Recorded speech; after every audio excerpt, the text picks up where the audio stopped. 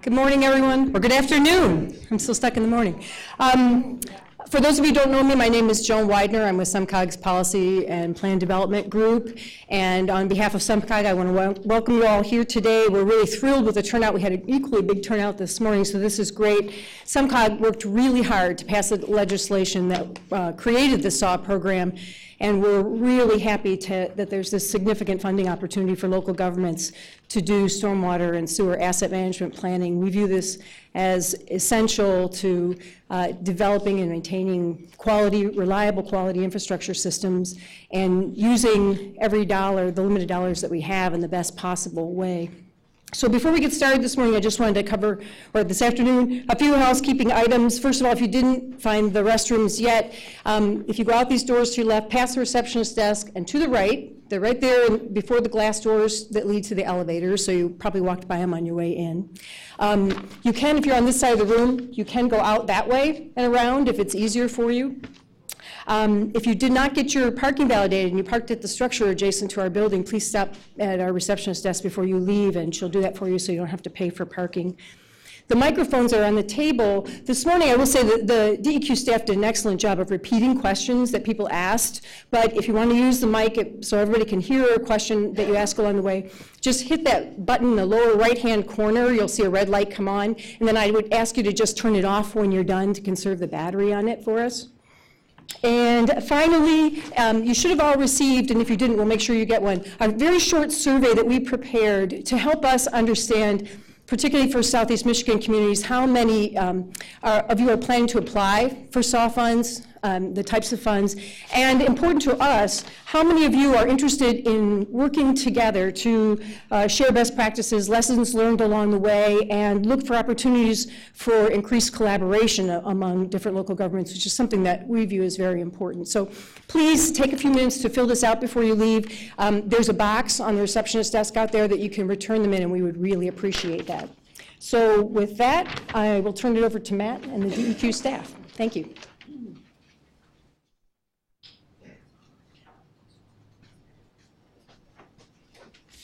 Good afternoon. Thank you for attending the SAW 2013 Detroit workshops. We've got a pretty good program today. For those of you who don't know me, my name is Matt Tomlinson, and I work for the DEQ in the Office of Environmental Assistance. Formerly, I was in the Operator Training and Certification Program for drinking water, so I recognize some familiar faces around here. For those of you seeking continuing education today, we have CEC certificates that we'll distribute at the conclusion of the seminar. As a follow-up to the seminar, we will also be providing an electronic evaluation. And the presentations that you see today are currently available on the website. You go back to where you registered, and we just got a link up there today so that you can download PDF versions of these presentations.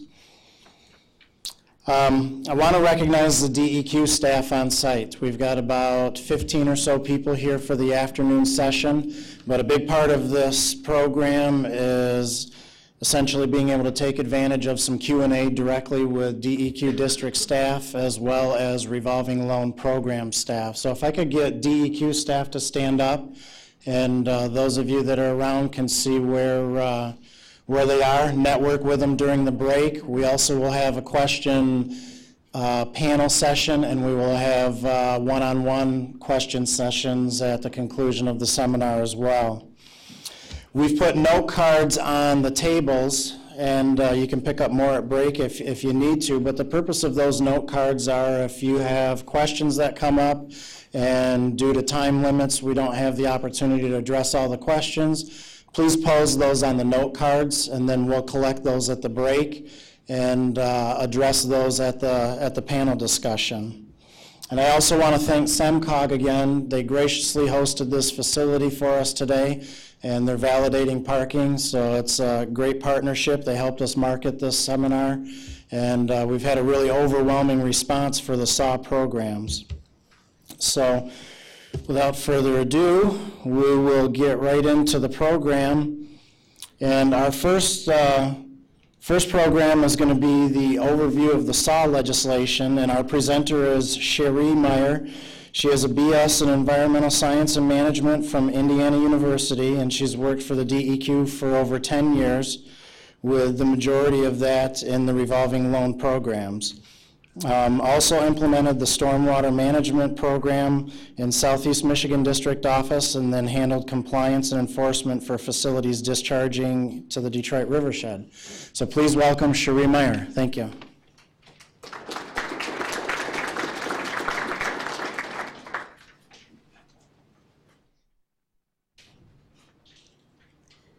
Good afternoon. As Matt said, those cards are on the table for your use, but also if you've got questions during the presentation, please feel free to raise your hand and we'll address them too. There's a lot of information we're going to cover today, and we want to make sure you understand everything, so feel free to ask questions at any time.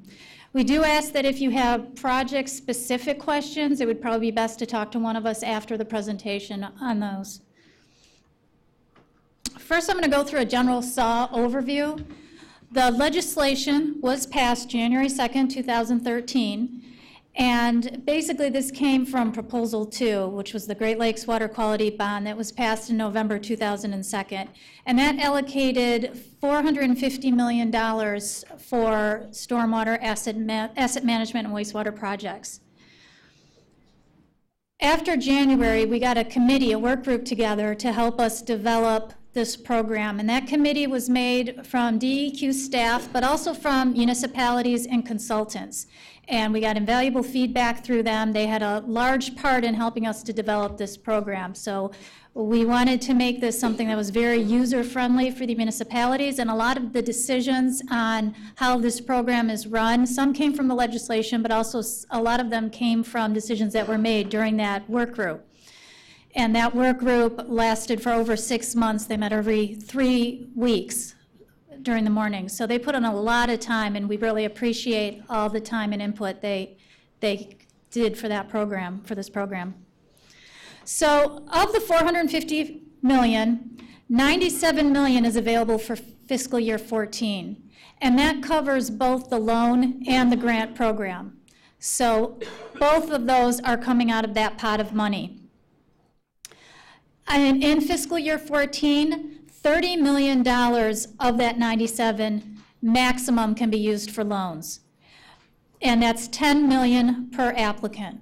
The reason is we want this money to reach as many communities as possible. So we did put a limit, or the work group put a limit on that loan amount, and that's for fiscal year 14. That can be reevaluated in the future. But I wanted to give you one scenario. If we get, for example, all grants, then that could use up the whole 97 million. It's just no more than $30 million of that amount can be used for loans. And also, the applications will be dealt with on a first come, first serve process. And I'll get more into how we're going to review those applications. But there's no priority listing. So the grant and loan program, this is what those programs cover. The grant covers planning and design of wastewater and stormwater projects. It covers the development of stormwater management plans, and that can be under the MS4 program, non-point source program, or you can develop a SAW stormwater management plan. It develops wastewater and stormwater asset management plans. And there's also a category for the testing and demonstration of innovative technology projects. The loan covers construction of projects identified in an approved stormwater management plan, construction of projects identified in an approvable asset management plan, construction of projects of proven innovative technology, and if you've used all your grant funds, for example, developing an asset management plan, a stormwater management plan, then you can also come into the loan program for testing and demonstration of innovative projects.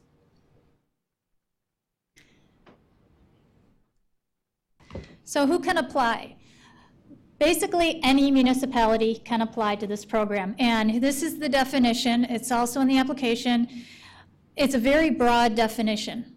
What we're asking is if you are other than a city, village, county, or township, that in the application you provide the relevant authorizing statute that determines your municipality, that you fit this definition.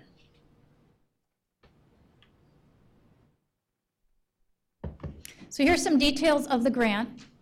It is a $2 million cap per applicant per community, and this is not related to the S2 grant program. So some of you may have already come into our programs and gotten an S2 grant. This is completely separate. So if you've received S2 grant funds, then you can come in for the whole $2 million cap. It's a 90% grant, 10% local match for the first million, 75% grant, 25% local match for the second million, and that match cannot be used as part of an SRF or a SAW loan. There are some entities that can receive a 100% grant. Those are disadvantaged communities, and the legislation broadened that definition of who would be eligible to be considered as disadvantaged. Bob Schneider is going to come up later, but he's the one who will help municipalities determine whether or not they fit that category. And in fact, already he has been taking information from communities. We have a form that you can fill out, and that will help him make a predetermination on if you're eligible to be considered disadvantaged. So if you're interested, you can contact Bob, and again, he's going to go over more details about that, but you can contact him at any time to help make that determination. Also, if you're a municipality in receivership, a municipality operating under an emergency manager, or a municipality operating under a financial consent agreement, you are also eligible to receive a 100% grant.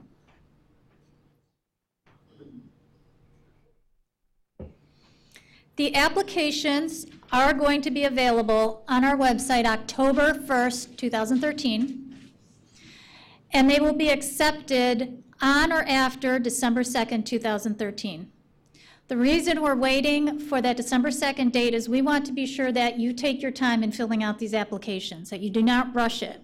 So if we receive something before that date, we are not going to look at it. We will postmark it December 2nd, no matter when it's received, and we'll put it in a stack in the pile. And we're not going to look at it until December 2nd. So it's to your advantage to wait as close as possible to that date, and it can be postmarked or received in our office by that date. We are not going to do a prior review of these applications, but we are available at any time to answer questions on eligibility, how to fill out the application, etc. And the reason we're not doing a private review is because we are a first come, first served program, and we don't want to give some municipalities extra advantage over others. So there is no prior review. DEQ does have, by law, 120 days to review these applications, but we are going to be reviewing them as soon as we can. They're going to be reviewed both by the revolving loan section and by district staff. So first we will do our review, and then we will send it to the district staff to perform their review.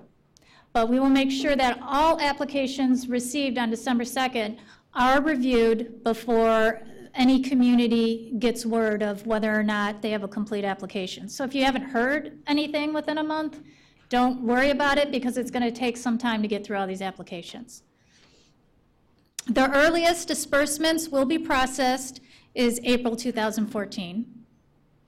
And the grants and loans will be issued on a quarterly schedule, similar to the SRF program, if you're familiar with that. We do want to stress that these applications can be prepared by the municipality themselves. This is not something that has to be prepared by a consultant. Again, our staff is available to answer questions at any time, even prior to that December 2nd date. So if your municipality wants to prepare that application, that's fine, and those costs for the preparation are eligible. I'm briefly going to go through the review procedure for the applications. On December 2nd, we will get that stack of applications.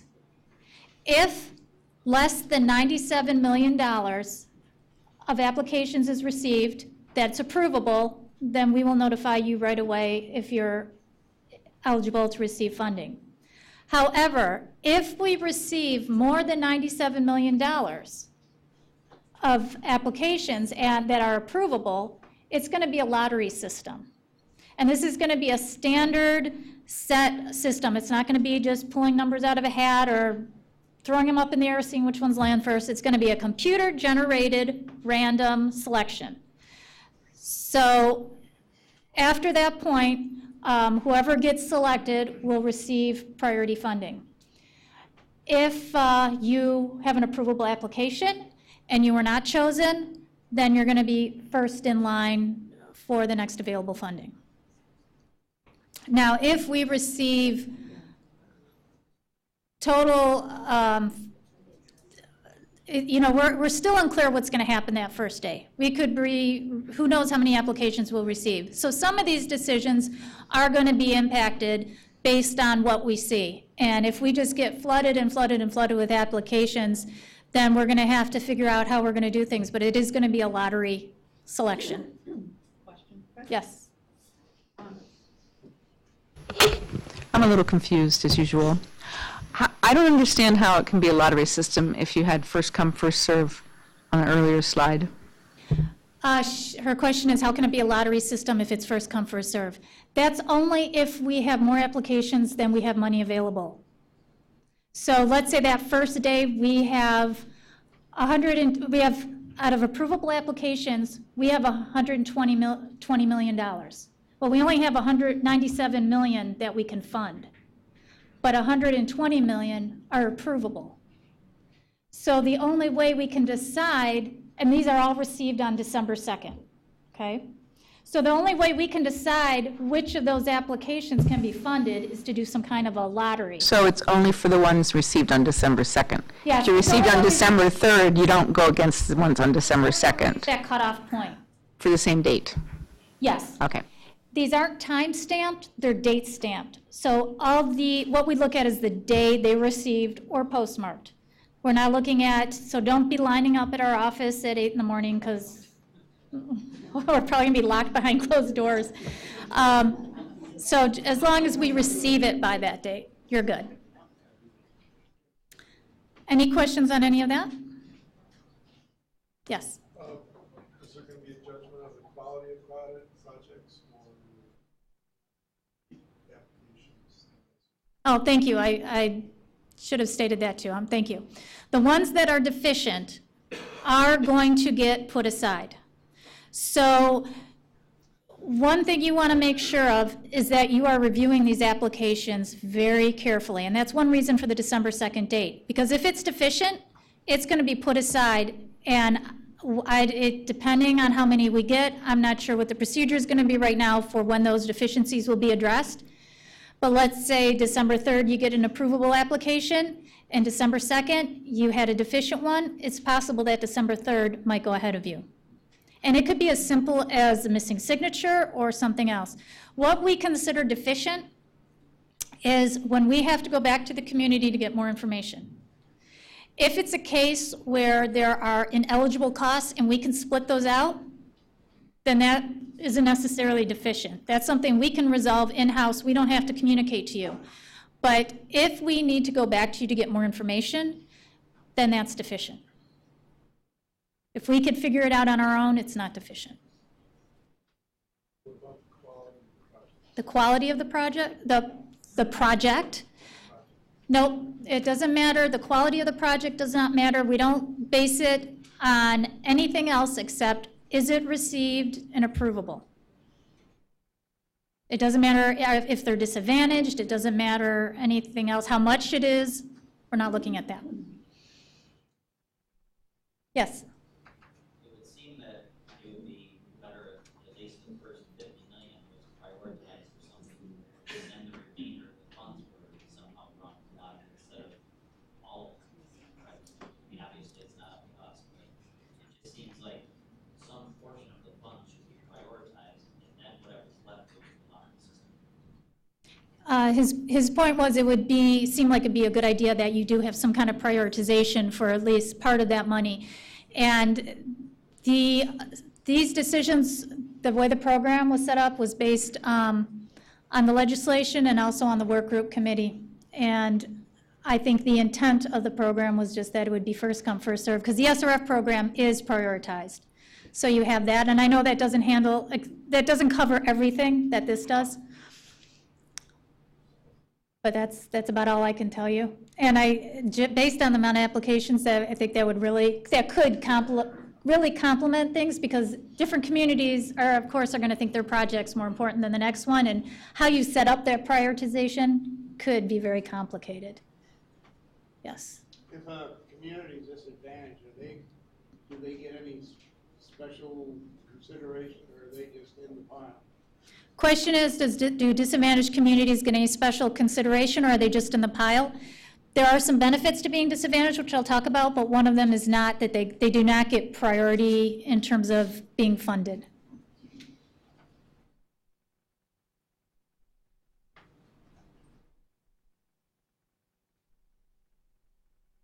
Okay, so I'm going to go over briefly what the grant application looks like. And if you're familiar with our other programs, the S2 and the SRF program, this is going to look very familiar to you. There's the first section is project information, and then there's an authorizing resolution and a sample grant agreement. Now, like our S2 grant program, we require that sample grant agreement to be turned in with the authorizing resolution. If it is not, that's a deficient application. So that's one of the things you want to look for.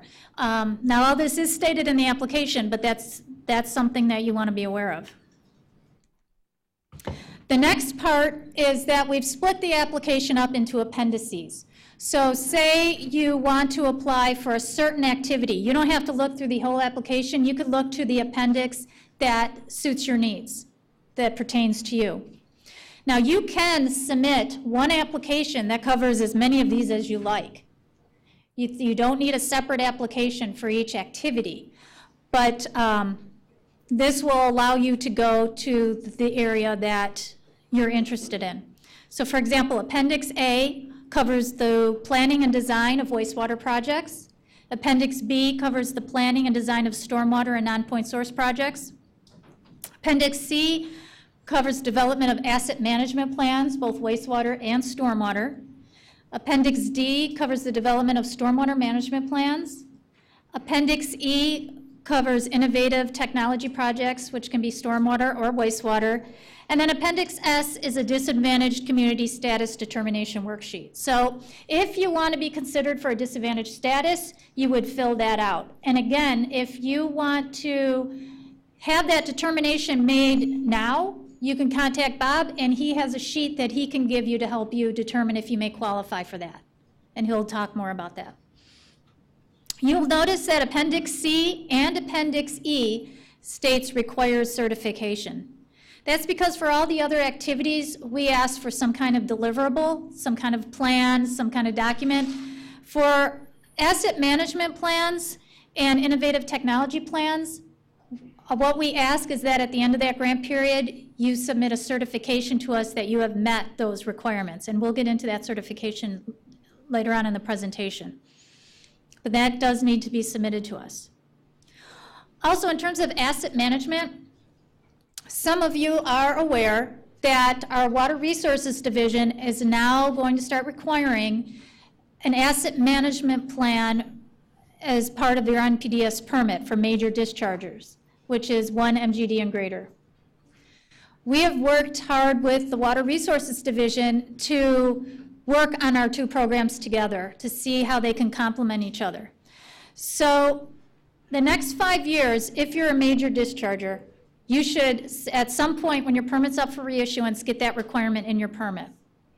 Our requirements are very similar in what we require. The major differences are that the MPDES permit requirements are a little more detailed in terms of what you need to do on that plan, and also their schedule is a little faster. So if you're a major discharger, when it gets incorporated in your MPDES permit, then you are required to follow their requirements because they're more stringent.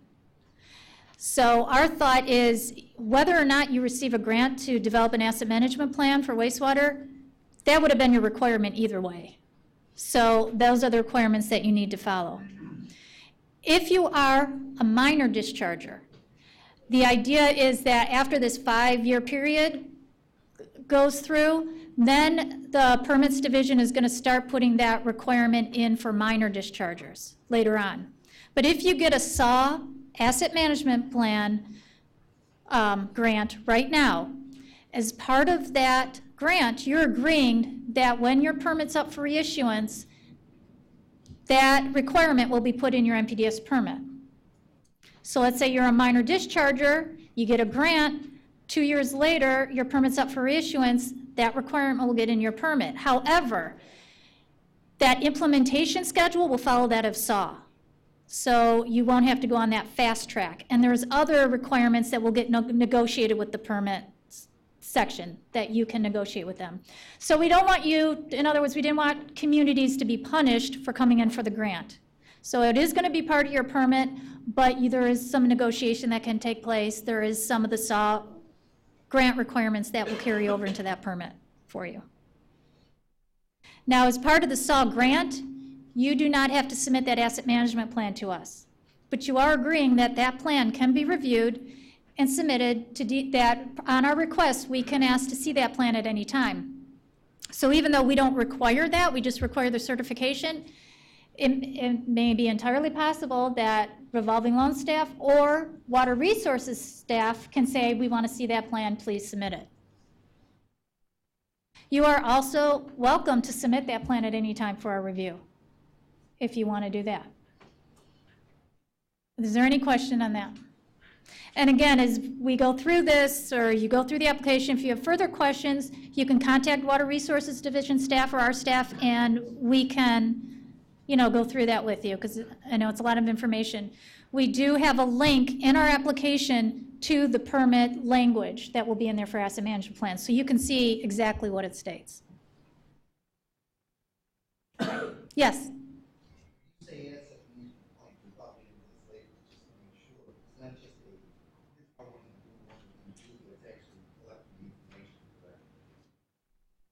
We're going to talk about the asset management plan later. He was asking what it entails. But Bob's going to talk about that in his section. There's basically 5 requirements, 5 components that you have to address. And the grant allows you to do whatever's necessary to develop that plan to address those 5 components. And this is just wastewater that I'm talking about, right? I mean, that holds for stormwater too, but when I'm talking about your MBDS permit and all that, that's just for wastewater asset management. So Bob will talk specifics about what that asset management plan entails, and if you have further questions, you can ask them at that time. Okay, next, Section D is a disclosure of conditions requiring repayment of grant. This is the section you're going to want to look at because this talks about the requirements for what you're applying for, what you have to do.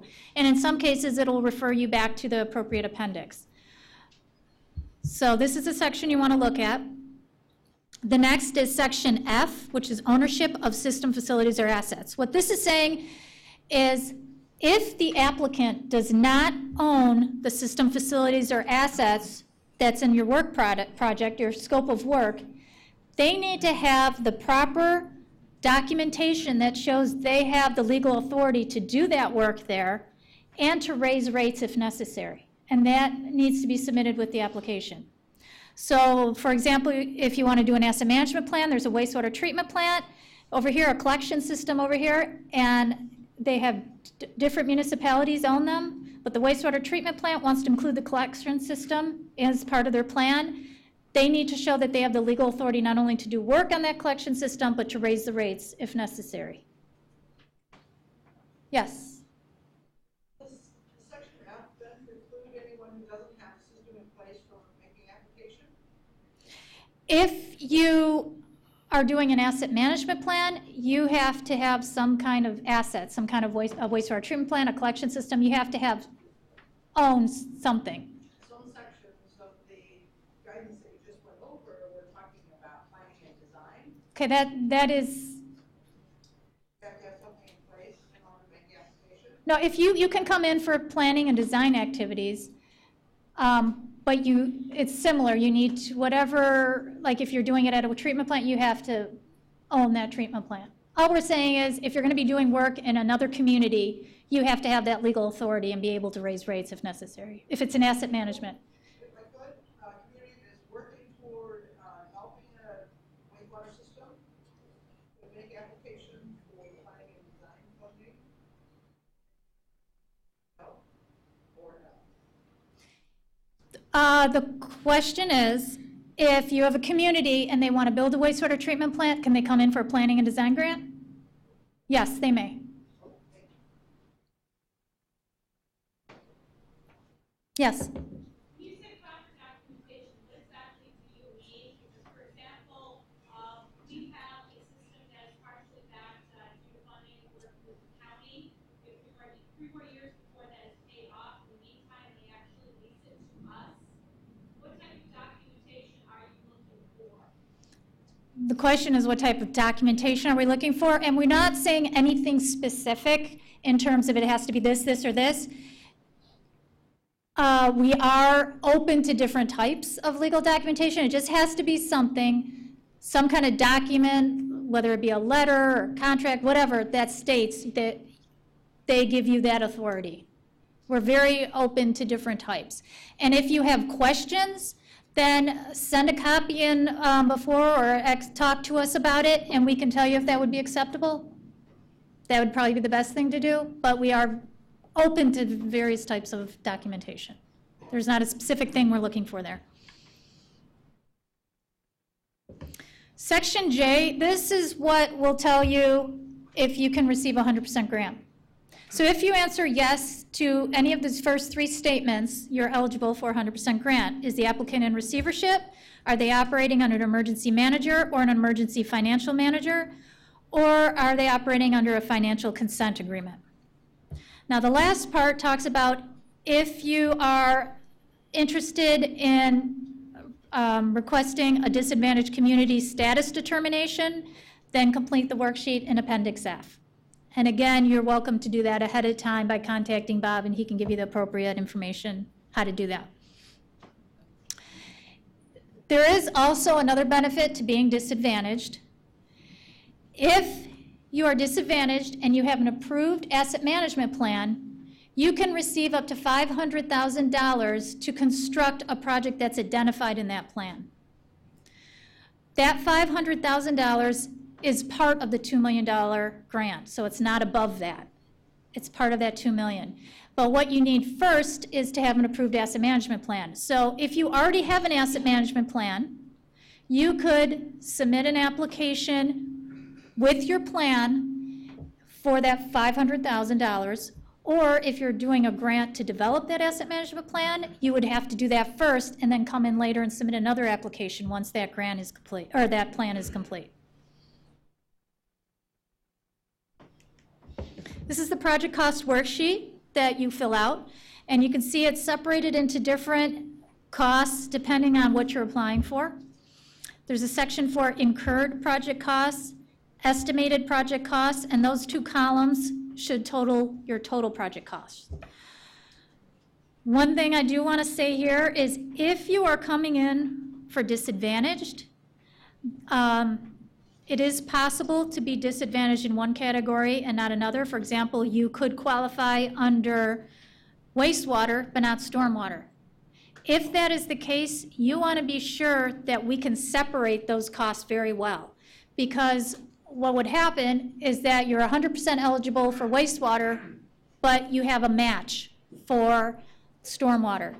And we need to be able to separate those costs to figure out what you're 100% eligible for and what you have a match for. And again, that disadvantaged community construction costs on line 8, that's only after you have an approved asset management plan.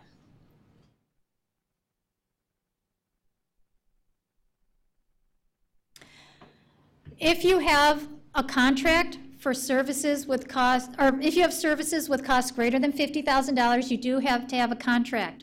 One thing that's different with the SAW program is that currently with our other programs, we require that contract to be executed. With that SAW program, we are not requiring the executed contract until you are requesting reimbursement for those costs. Now, we still need to have some kind of documentation, whether it be a contract that's not signed or something that states the costs and the scope of work, but that contract does not need to be executed until you are actually requesting reimbursement for those costs. Eligible work, oh, I'm sorry, question? Just get this straight, for the disadvantage, you have to have the approved asset management plan before you can apply for $500,000? Or you can submit your asset management plan before you will request that $500,000, but before you get that $500,000, it has to be an approved plan. Okay, you wouldn't then have to be reapplying. It would just be under the one application. The question was how you fit in the asset management plan with that construction cost. In the same grant application, you cannot apply for the development of that asset management plan and for the construction cost. You have to have already developed that plan. So you can submit that plan with the application for the construction cost, and it does not need to be approved at that point, but we need to approve it before we issue that grant, award that grant. And those plans are going to be approved by our Water Resources Division, and the financial portion will be reviewed by Bob in our section. So the same people that are approving them for the MPDS permit program are the same people that are reviewing them for the SAW program. So there's that consistency. Okay, so for the SAW program, we do allow force account work. So if you have municipal staff doing work, it is eligible for grant assistance. Fringes are limited to 40% of salary. There's no overtime or indirect costs. So one thing you want to do when you're submitting that documentation is making sure that it's all lumped together, that we can have the salary, and the fringes are split out so we can see that. For documentation, we ask for a timesheet or payroll records showing hours worked, or if it's estimated what you anticipate the hours to be, along with the scope of work, the employee hourly wage, and their title and classifications. Also, we do allow MACP and PACP training for municipal staff. And with this program, all work performed after that legislation was passed is eligible. So any cost for any work performed on or after January 2nd, 2013 is eligible. So if you're working on developing an asset management plan right now, those costs are eligible. Ineligible costs would include any type of local government administrative activities or activities that are unrelated to the project. Also, we do not fund growth with this project. There has to be a water quality problem or some kind of operational problem. Any questions so far?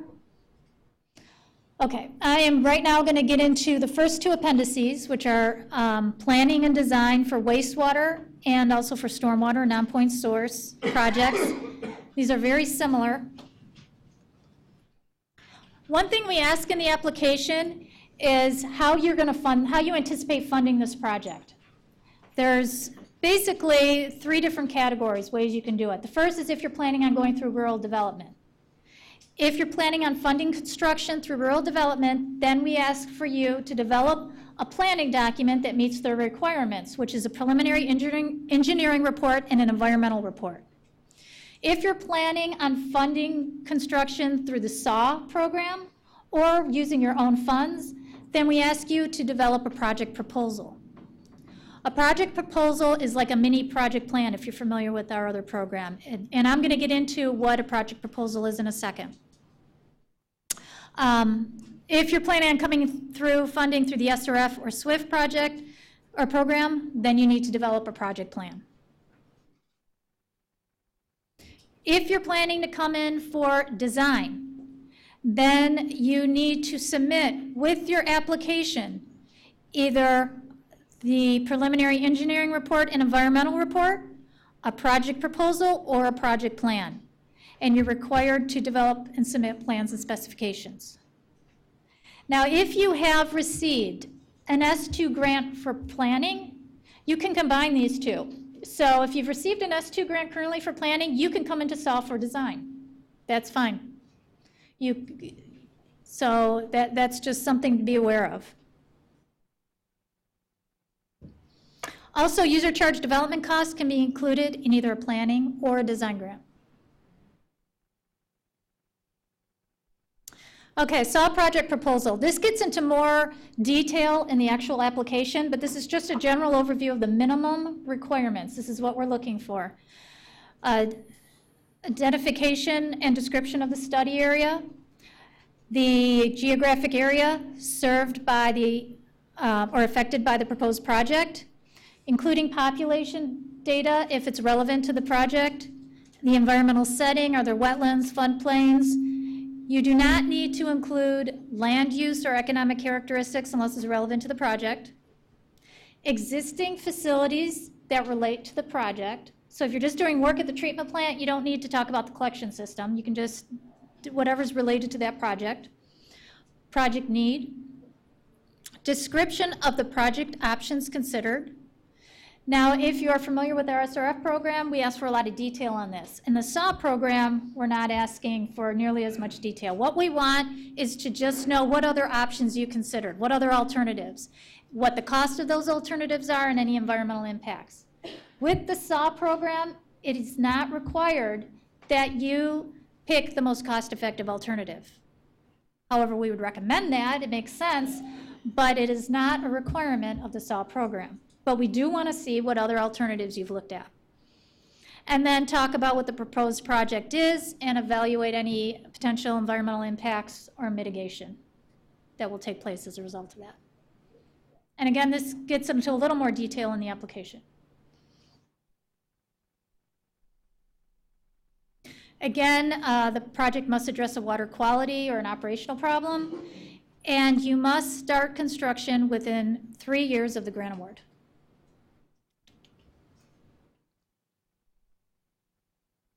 Any question on planning and design? Sherry, you said ones that you will not fund for growth. Correct, we do not fund for growth. But earlier, somebody asked about they were looking to build a wastewater treatment plant. And the reason that probably they're building and treatment plants is because of growth. There has to be there could be failing septic systems, there has to be some kind of water quality problem. Some water quality problem that would address that would require the construction of that treatment plant. Could the township come in that is there, they have all set up with their own tile fields, and decide that they want to build a wastewater treatment and collection system, you would fund that, right? The question was what we would fund, basically. If you have failing septic systems and that would be addressed with the construction of a treatment plant or something like that, then yes, that could be an eligible project. If you are building that plant for growth, no. But if it's addressing a water quality problem, They just tell you everything's failing and then get funded. we'd probably have to show some documentation. I don't think we're just going to say, okay. And these projects do get approved too by the district. It's, again, similar to our other programs, they're reviewed by us and the district staff. Yes?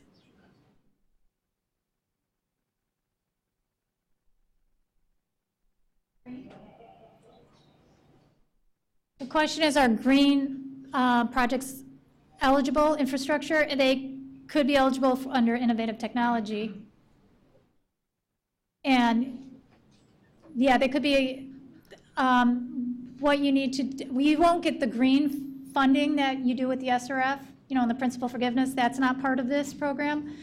But I will bring it up that green projects are part of something that could qualify as innovative technology.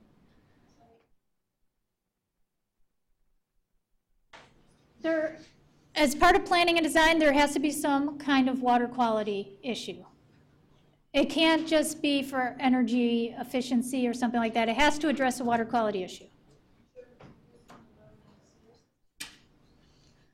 If you have a specific project you're thinking of, I would suggest you talk to us after. I don't want to give you a simple answer, yes or no. We would have to look at the project and talk to you. So that's something that you might contact us or talk to us afterwards about if you have a specific project in mind. Yes? You mentioned the cost-effective solution. How would you look at that? Because normally when you do a project plan under SRF, for example, you have to demonstrate that before you do something at a wastewater treatment plant that you looked at I&I and maybe through a full monitoring program, which takes a while. So if there's a decision made not to look into that and go directly and do changes at the treatment plant, add some units, etc. How would you look at that? Because you said it's not a requirement, but it's encouraged. Well, that's not something we're looking at in terms of the alternatives, and it's true that the requirements in the SAW the work group, and we really wanted to make sure that this was a lot more user-friendly than our other programs. And because these are state funds, we were able to do a lot of things in this program that were not with the SRF. So, obviously if you want to look into things to try to find what's more cost-effective, I think that's something we would encourage, but we don't require you to do that. We want to see what you looked into, make sure that everything makes sense, but at the end of the day, we're putting it, the community has a lot more choice in this program. Yes? I just want to be sure, when you say it has to be a water quality issue, are you specifically talking only as it applies to wastewater, or does it include stormwater also? The question was, does the water quality issue apply only to wastewater, also to stormwater? And it applies to all the categories. Whatever you're doing and getting a grant for, it has to address a water quality issue or some kind of operational issue that could result in a water quality issue. So we do not fund growth. We do not fund projects that deal with water quantity. It has to do with a water quality issue, something that's impacting water quality. Thank you. Mm-hmm. Okay, Appendix E, and I know we're skipping around a little bit. We're going to be dealing with the other appendices later on. Deals with innovative wastewater and stormwater technology. You must, in order to come in for this grant, you must meet one or more of the following categories. And in the actual application, you will choose which one or ones apply to you. The technology has not been previously used in Michigan or the region if it is influenced by climate. The technology has not been previously used in the United States if it's independent of climate. The technology is an application of an existing technology applied to a different media. So for example, a water supply treatment technology now being applied to the wastewater field. Or the technology is an application of an existing technology applied to a different pollution. So this technology was previously used to address pollutant X, now you're using it to address pollutant Y. Couple of things about this category, just to remind you that only municipalities are eligible to apply, businesses are not. It must address an existing problem or need, a water quality issue, and this is where you get to lower costs, less energy, green, innovative, so some kind of need like that. Now with this is one of the categories that results in that requires you to submit a certification.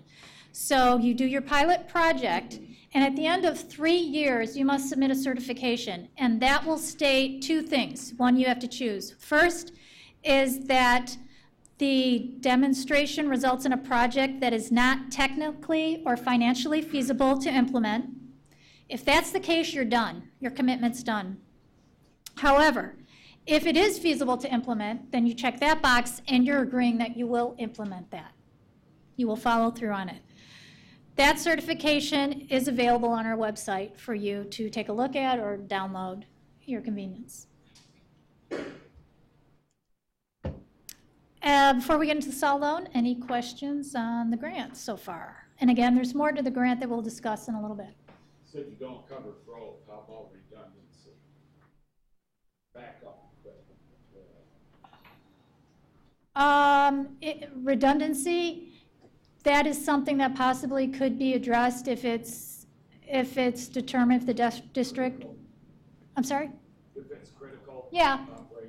Yeah, if it's something that's important for the operational, then yeah, I would think that that's important to address.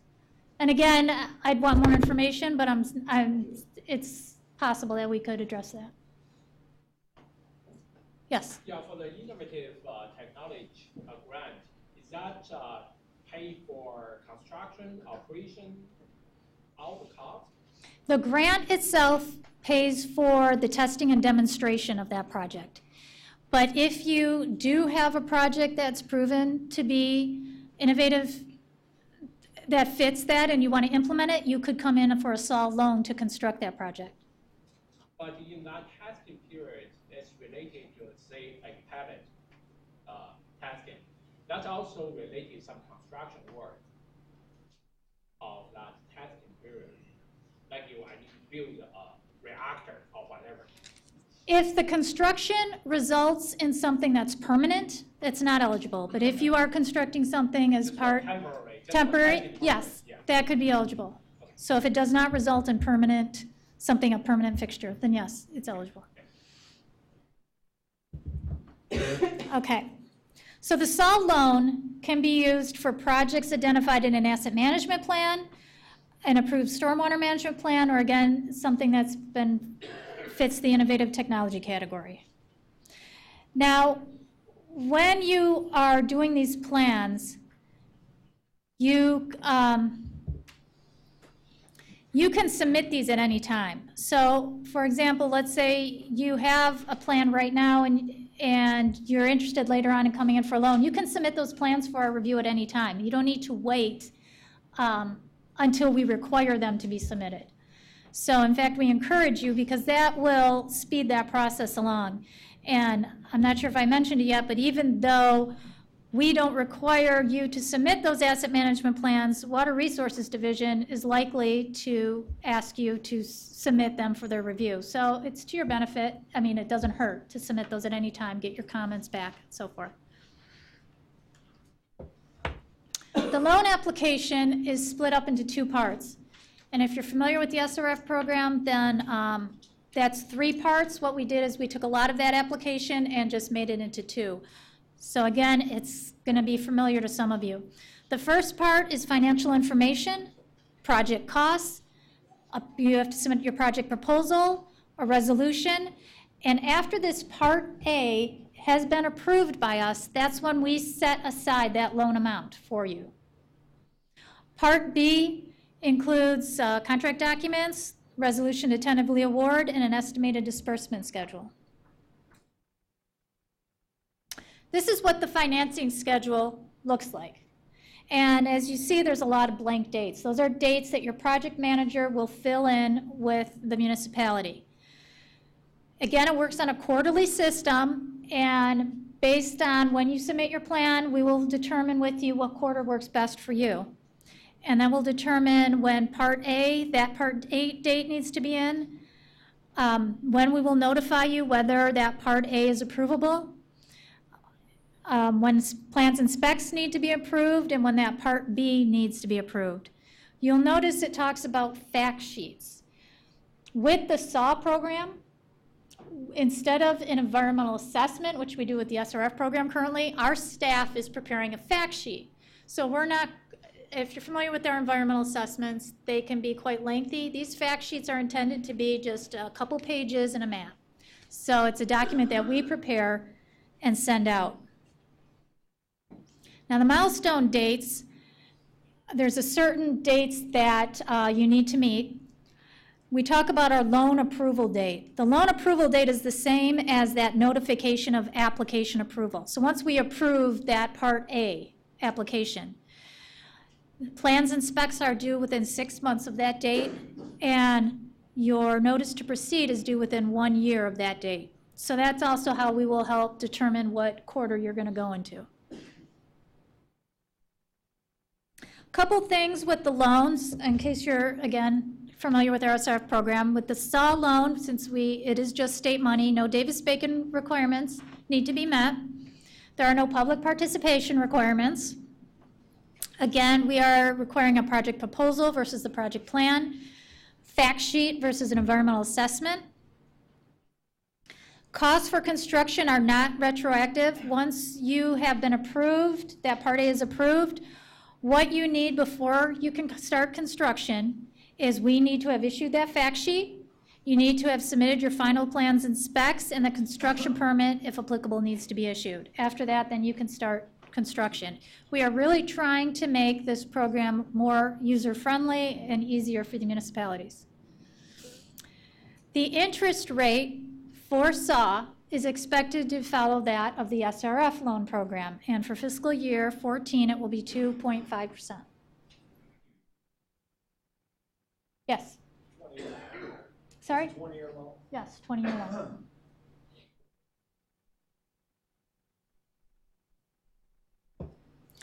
This is where you can get more information.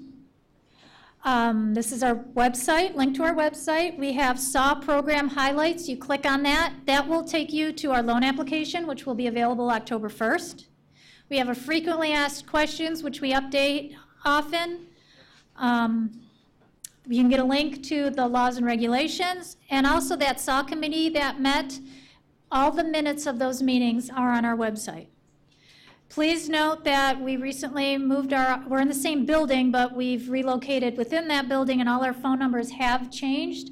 If you have a project manager you've been currently working with, that old number is good, I think, until February, but it will take you to our voicemail. So we all do have new numbers, and this is our new main number to get to the section. And again, these slides will be available on our website if you want to print them out. Are there any questions? Again, please feel free to fill out those cards too if you've got questions.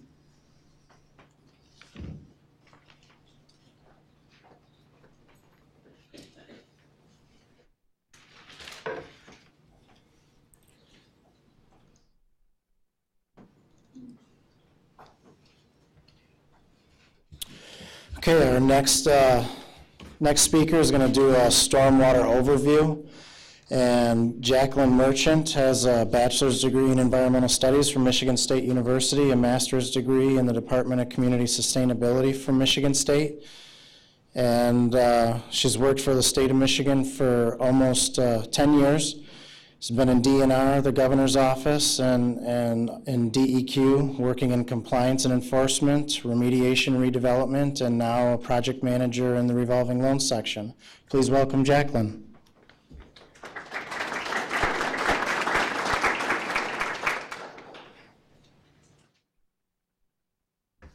Hello. I'm going to be talking about SAW grant funding for stormwater projects. First of all, you can get a grant fund to develop a stormwater management plan, and under SAW, we're considering stormwater management plans to include MS4 stormwater management plans, non-point source watershed management plans, and what we're calling a SAW stormwater management plan.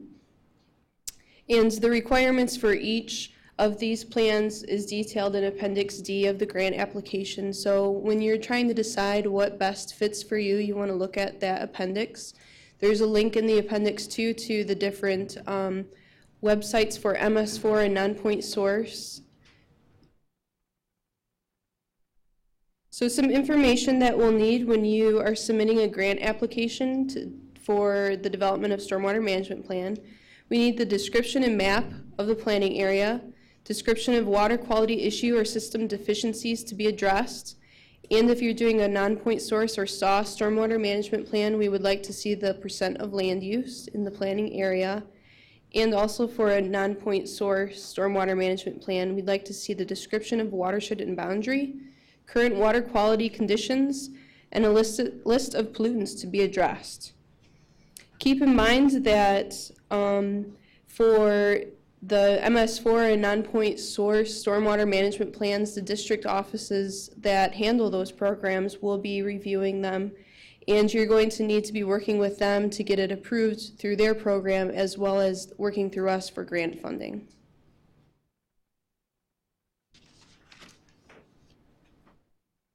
So now I'm just going to briefly outline some of the things that you need to include in each of these stormwater management plans. Again, go to the grant application to get more details and on our website. For MS4, you need to have BMPs to be implemented that will meet the following minimum control measures: public participation involvement program, a public education program, illicit discharge elimination program, construction stormwater runoff control program, post-construction stormwater runoff program, pollution prevention, good housekeeping program, and a TIMDL implementation plan. You'll see some of these are starred, and those starred items, if you already have an MS4 stormwater management plan, those are things that you can get grant funding to update. Also for an MS4 stormwater management plan, you need to have a measurable goal for each of those best management practices.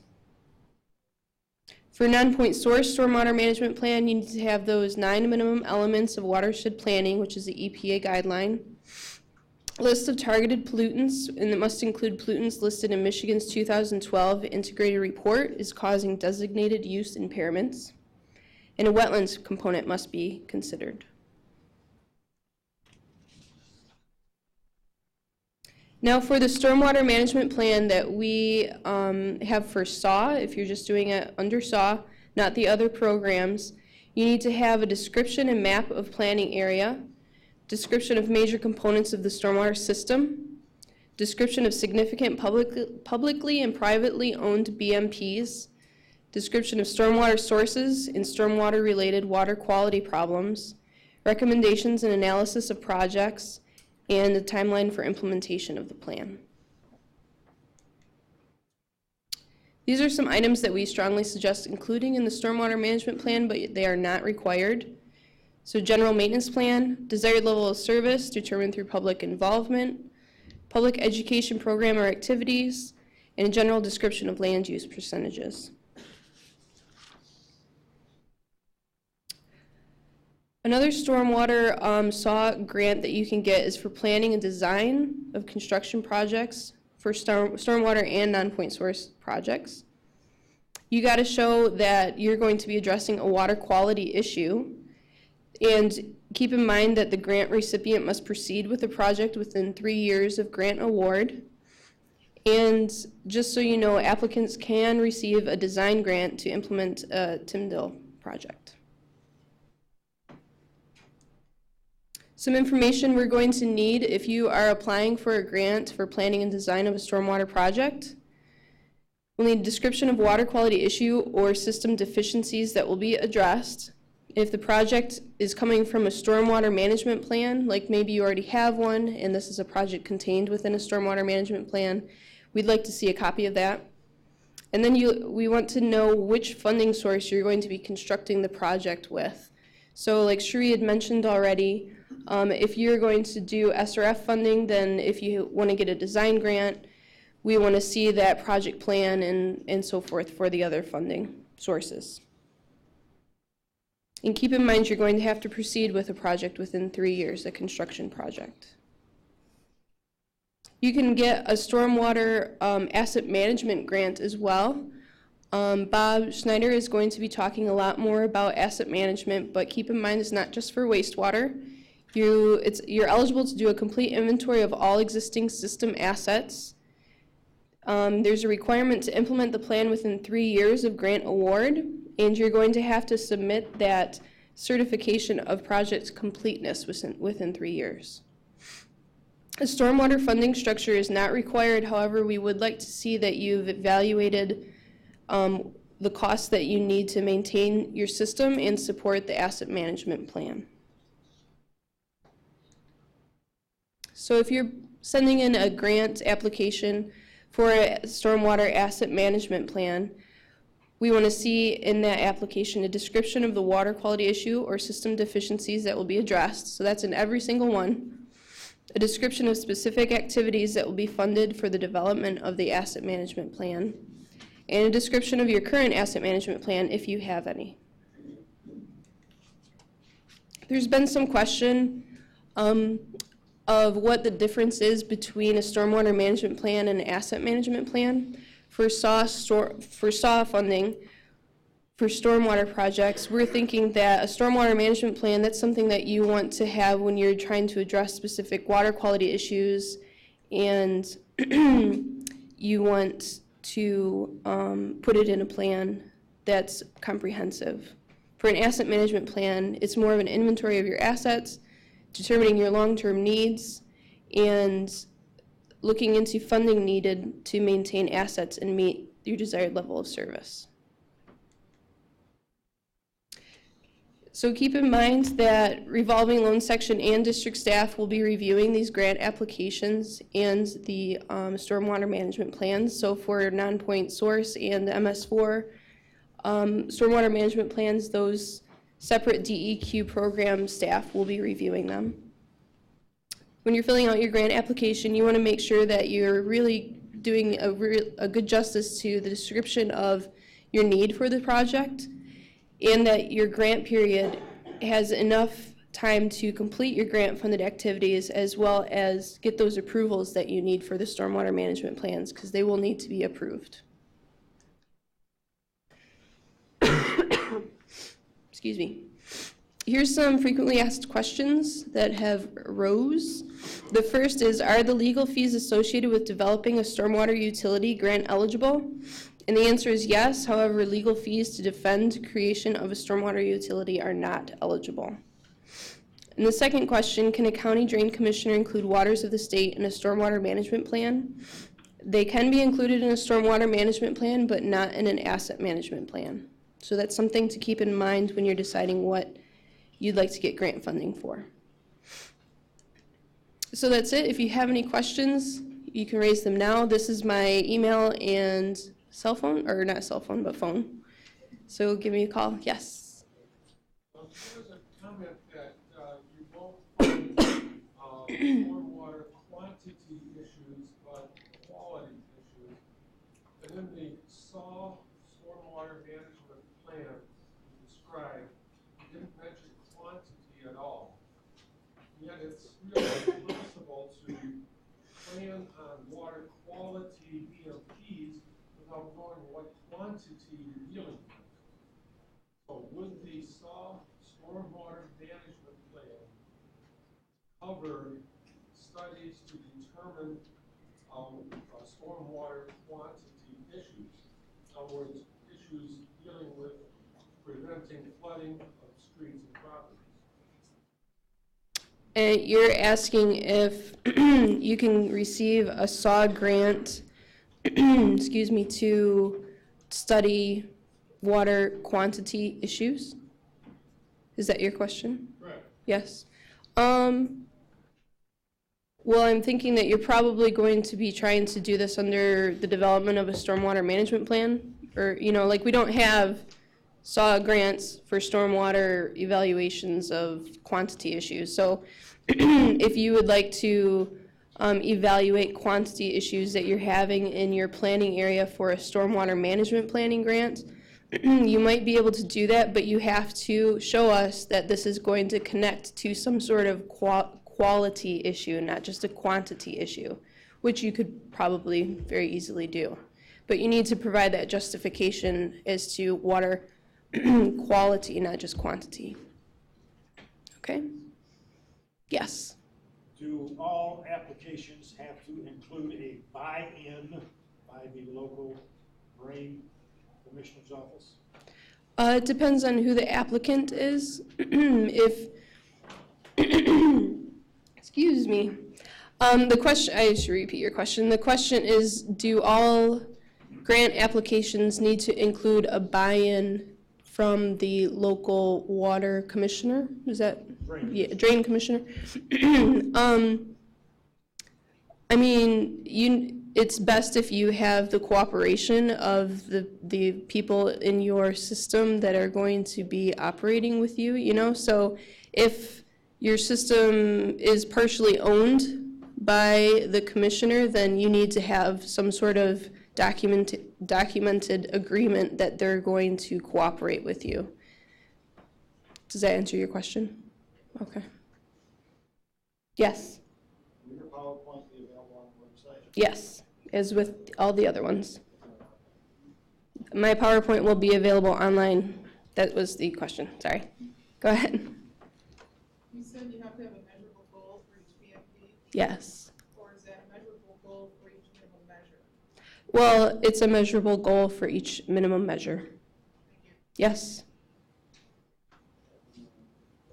Just to get back to I'm not sure I heard the answer to the drain commission question. I guess I don't understand under no circumstances. It's nice to have partnerships, but under no circumstances does anybody else have to approve an application unless they're part ownership, like was described in the first presentation. Yes, that's. This is the answer. It doesn't matter unless they own or operate something along with you, or there's some entangling legal alliance. Otherwise, you don't need anybody's permission. Yes, that's what I meant. That's what I was trying to say. So sorry if it's not clear. Clarify, if there is some ownership issue with another municipality, such as a commissioner, then you need to have some sort of documented agreement with that person to do the project that you're trying to get grant funding for. Are there any other questions? Yes. Excuse me. One slide defined that the asset management plans would need to be implemented within 3 years, but not the funding structure. I guess what would define implementation of the asset management plan? The question is, what would define implementation of the asset management plan? I'm not sure that we have a very specific example for you, but you got to implement your plan. So if there's something in your plan that can be implemented, implement it. I don't know.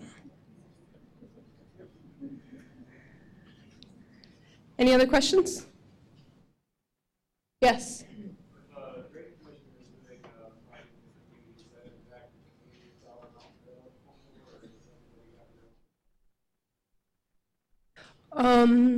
I think your question is whether or not if a drain commissioner gets a grant, if that's going to affect the available grant funds for like the county, for example, or another local community. No, the grant funding cap is for each municipality. Is that it? Okay, thank you.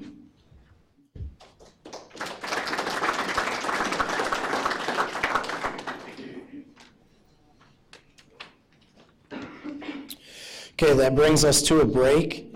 If we can reconvene here back at 2:30. Again, take advantage of the DEQ staff that are around here. If you have specific questions, feel free to ask them. Then we will start back up at 2:30 with the asset management overview and panel discussion. Thank you.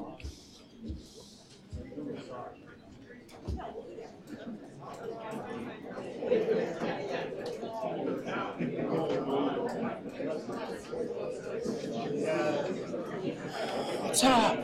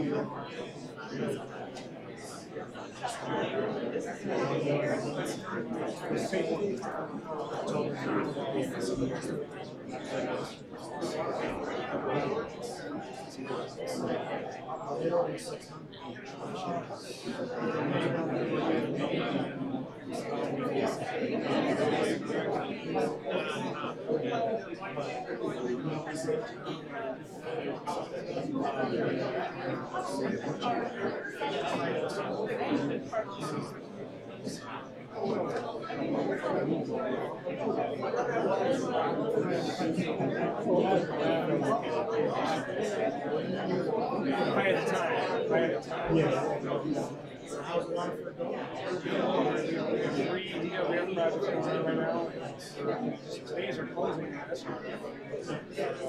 We have 11 so it's supposed to I got about 18 hours of work on that. Got a good rate? Good rate. That's that.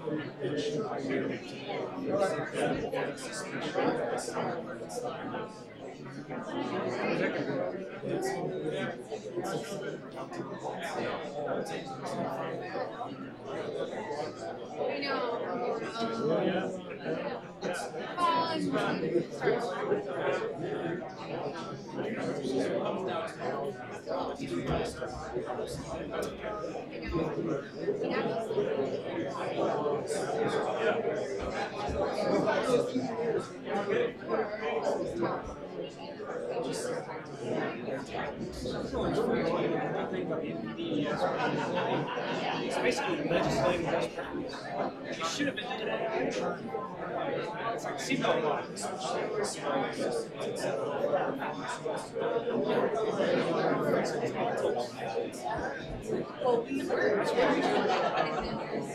Shared agreements.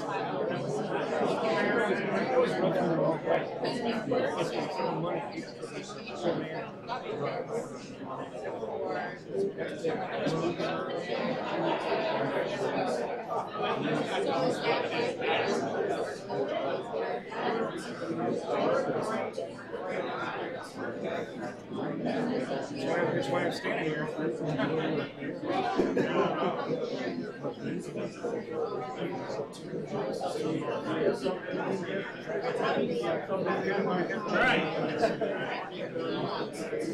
She said like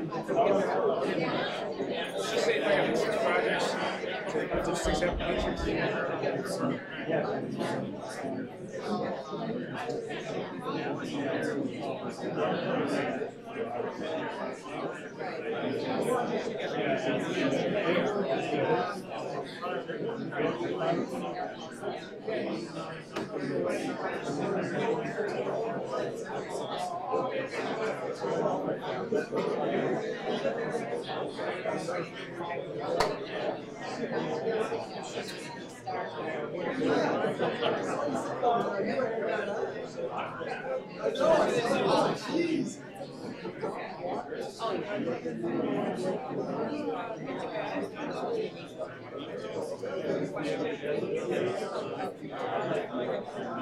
I wanted to. Actually, I kind of like that. 80% of the money is taken by 4 or 5 times. Right?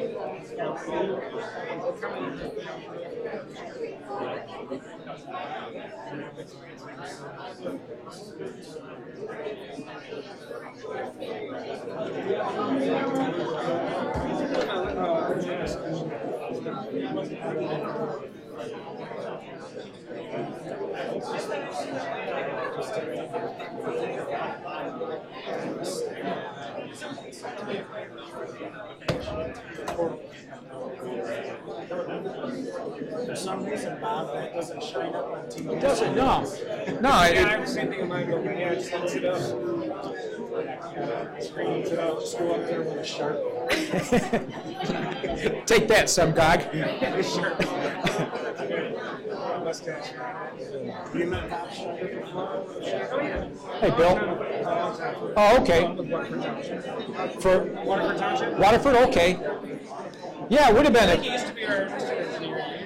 Was that up there? No, that would not have been me. But I did meet with Waterford Township years ago when they came in for I think it was a drinking water loan. Yeah, stop by for a drink. Well, maybe now with all these microbreweries coming around, I'll definitely do that. But yeah, I think it was for the DWRF loan. The last about 2005-ish. Yeah, probably, yeah. And I think we met. Beautiful compound you've got there.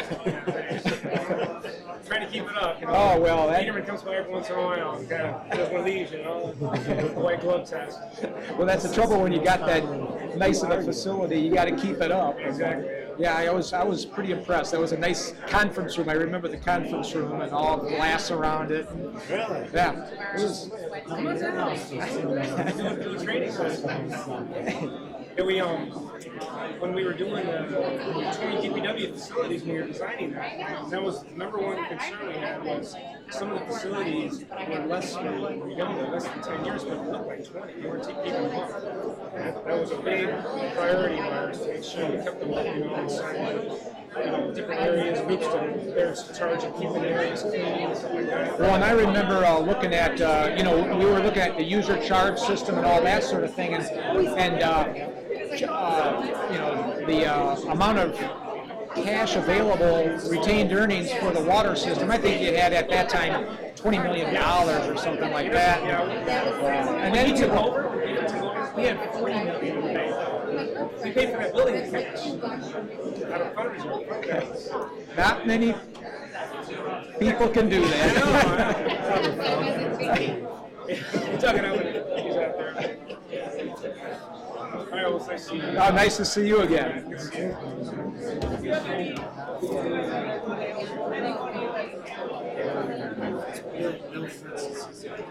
Okay, I saw Bill. And, He took over for Terry Beater. Terry Beater. Oh, Terry, he was the DPW director? Right. And then Bill was like the IT manager. Oh, okay. So, yeah, he walked into it. Yeah, it was just shocking to see what kind of money they had just lying on the floor.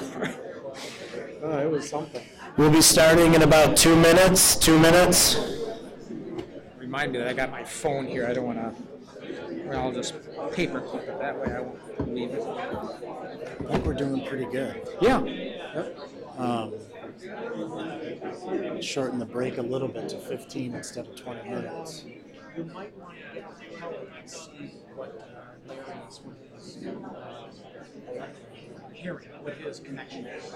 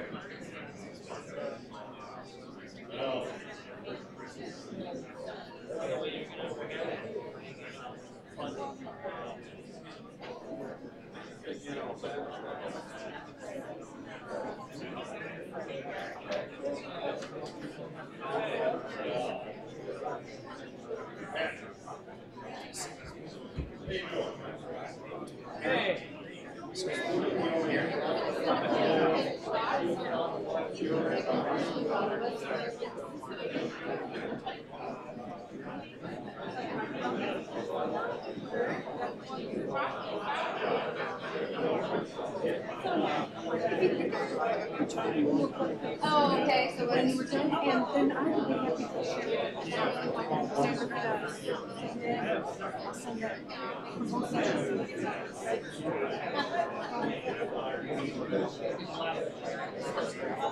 I know,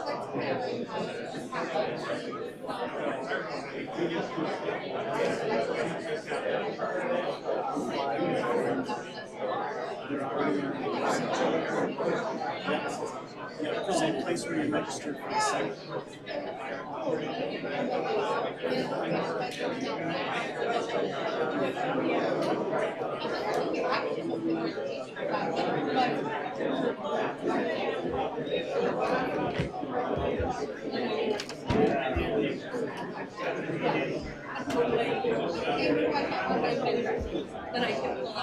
I still didn't see him.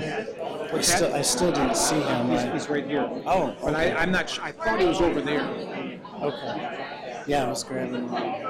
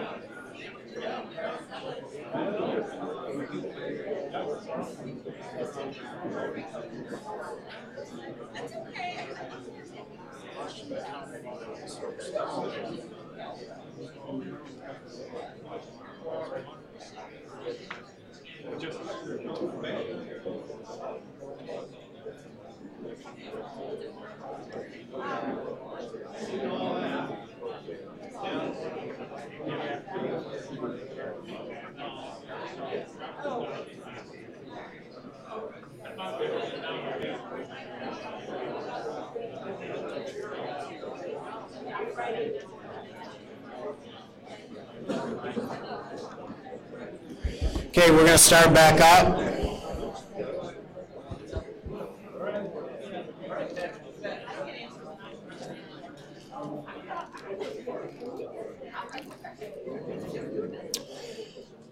One thing I want to, before we get into the next presenter, this SAW program was put together with a SAW work group comprised of stakeholders as well as DEQ staff. And one of the work group people that is here is Harry Sheehan with Washtenaw County Water Resources. And he's in the back room there, but you know, it was a big commitment. This was dragged out over 10 months. These groups met every 3 weeks, about 3 hours each time. And there was also after meeting homework assignments that each member had. So there's a lot of time and effort that went into putting together these SAW programs. And you know, just want to give a round of applause for the group that put this together. It's a pretty good story and put money out here available for municipalities for critical infrastructure improvements. The other thing that I want to give a reminder for is the SEMCOG survey. They are doing a survey that's independent of ours, but it's for Southeast Michigan people. If you're interested in providing some feedback to help them with their information gathering, that would be greatly appreciated. Our final speaker for the afternoon is Bob Schneider. Bob's going to be talking about the asset management overview. He's employed with the DEQ in the revolving loan section. He's worked with hundreds of communities around the state and has been involved in utility rate structuring for over 25 years. He's responsible for the review and approval of the user charge system requirements for the state revolving fund and the drinking water revolving fund. He also provides financial assessments for local communities' water systems for the Office of Drinking Water, and is working on the Department of Environmental Quality's asset management initiatives. Please welcome Bob Schneider.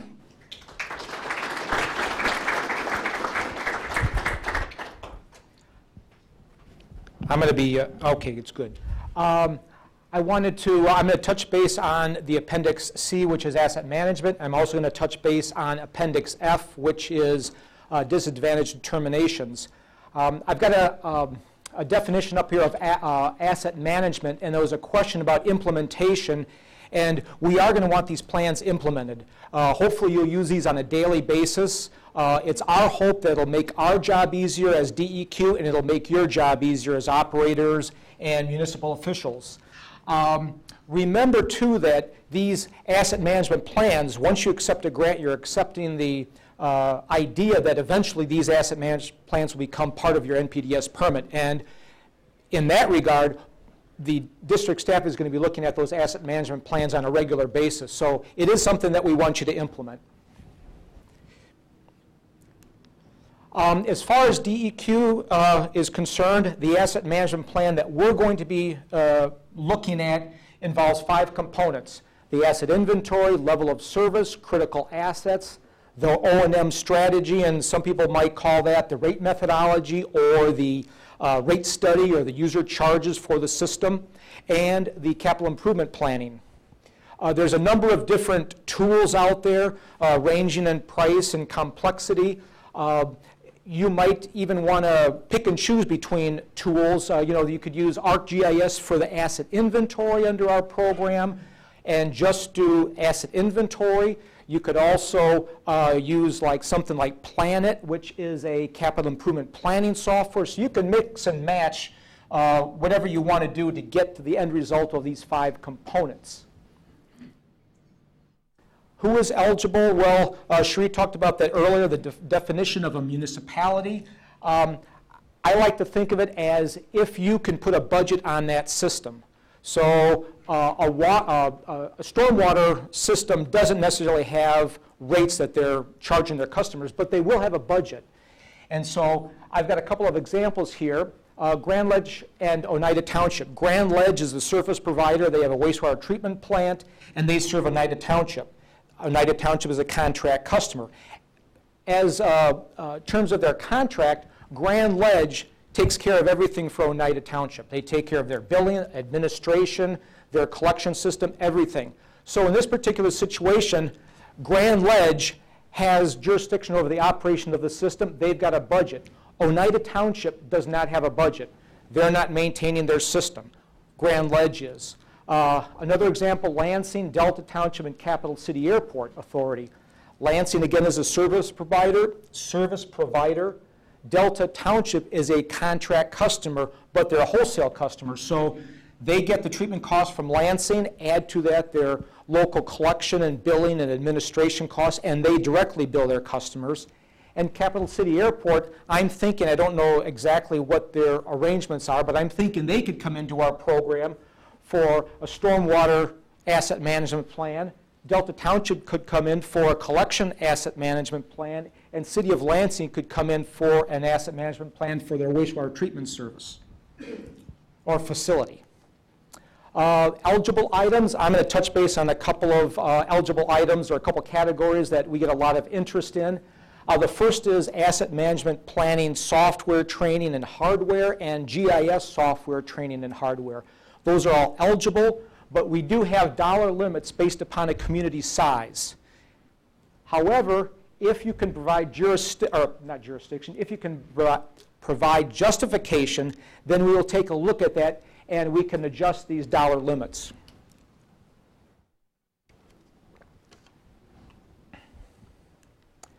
Other eligible items, asset condition assessment.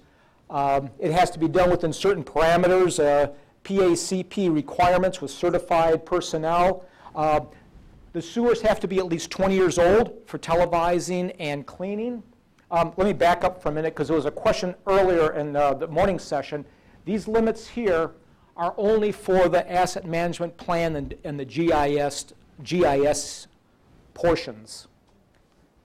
For the asset condition assessment, one of the conditions is that it has to be, the sewers have to be at least 20 years old.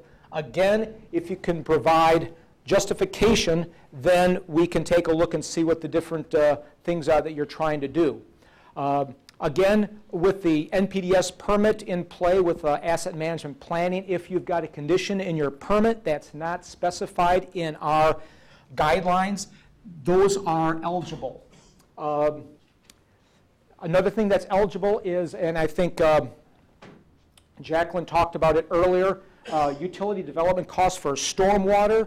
We'll pay for legal costs for the user charge system, for the service agreement, for the ordinances. We will pay for development of those things, but we won't pay for defense of those. Cross-sectoring is mentioned in our asset management plan, Appendix F, and we fully endorse cross-sectoring. If you've got an asset management plan for wastewater, we really hope that you've got an asset management plan for water and the parks and the streets and all of that. And so we want it all to be one unified program of asset management. However, we only want to pay for those costs that are pertinent to our program. So if you're going down the street, you've got GIS equipment, and you're picking up the manholes and the catch basins, and the hydrant is right there, and the house leads are right there, pick those up as well. You've got the personnel there, you've got the equipment out there. What we want you to be able to do is separate those costs, because we only want to pay for the catch basin and the manhole cover identifications. Expectations, we've got a number of expectations. One is that after 3 years or the grant period, that you have a complete and approvable asset management plan. Again, you can use our funds to cover any one of those 5 components, but at the end of the grant period, we want to have an asset management plan that covers all 5 components. Now, with the SAW program, we do have some flexibility in what a complete asset inventory is. For example, if a community chooses to cluster assets, for example, you're going down Main Street and you say, on Main Street we've got 5 manhole covers. On First Street we've got 10 manholes. That's fine.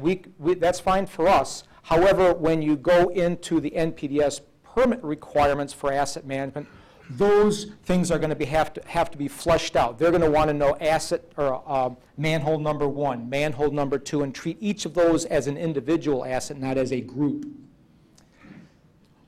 There's a certification form. We're going to want the applicant to certify that they've completed all the work that was agreed to under the grant. The applicant also is going to demonstrate a significant progress towards funding the asset management plan for the wastewater portion, and for the stormwater, they're going to do an analysis of the costs to operate that system. So significant progress, what does that mean? At about the 2.5-year mark into the program activities, the applicant's going to submit to our office the rate methodology, and we're going to review that rate methodology for sufficiency. We're going to make sure that the revenues being generated are covering those expenses. If they are, you've met your demonstration. If they're not, then we've got to go to meeting that significant progress with a plan.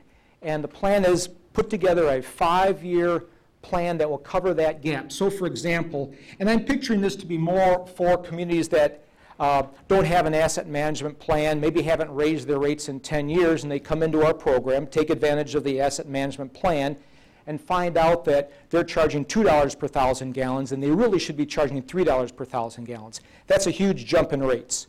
And we don't expect that to happen overnight. So what we're saying is, give us a 5-year plan. But at a minimum, there has to be a 10% rate increase during that first 3 years of grant activity. So you've got $1 that you've got to come up with. That first 3 years, you've got a 10-cent rate increase. And then after that, maybe the next year, it's a 15% or 15 cents. And then after that, a 25 cent. And then maybe the year after that, a 10 cent. But we want you to be able to cover that gap. Any questions? I'm talking pretty fast and trying to cover some things. Questions? Yes? What happens at the end of 3 years and you don't have an approved asset management program? Do you have to pay money back or well, jail? Or? Keep in mind that, and there is a difference in terms here. We are looking for, well, let me back up a slide. Whoop. We are looking for an approvable asset management plan.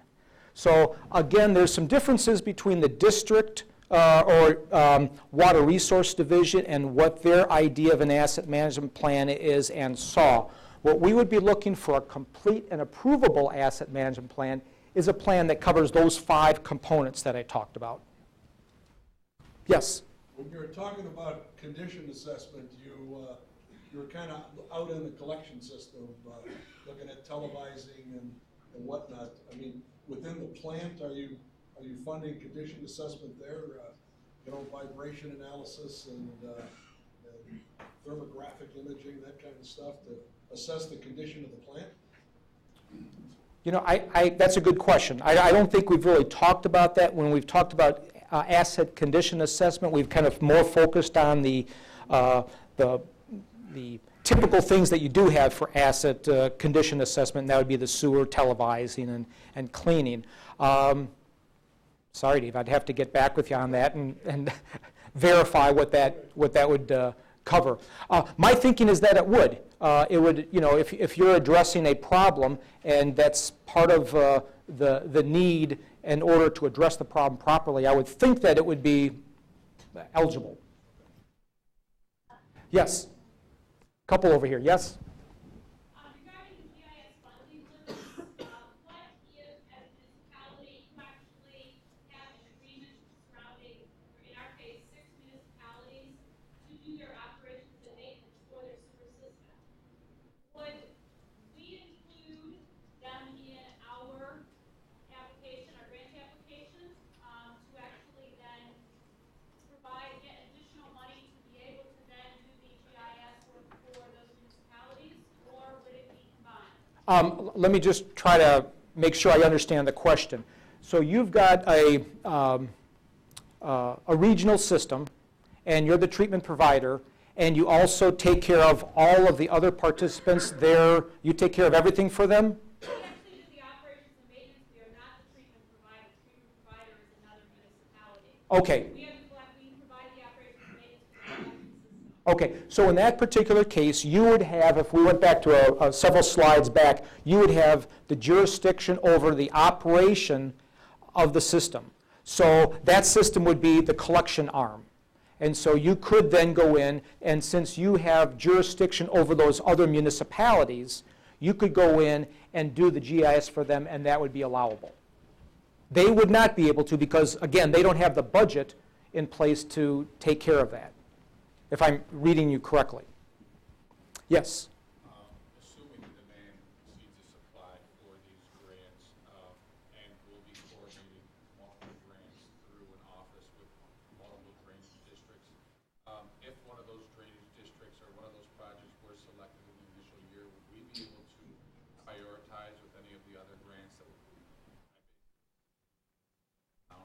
or in a similar asset management plan through our office that might have, I guess, in a timeline of progress would probably be better served to be initially selected than the one that might have been randomly drawn? I think once we've made a decision as to who's drawn, that's the decision. You can't swap out one applicant for another applicant. Does that answer your question, I think? Unless, does anybody from our group have a different answer about that?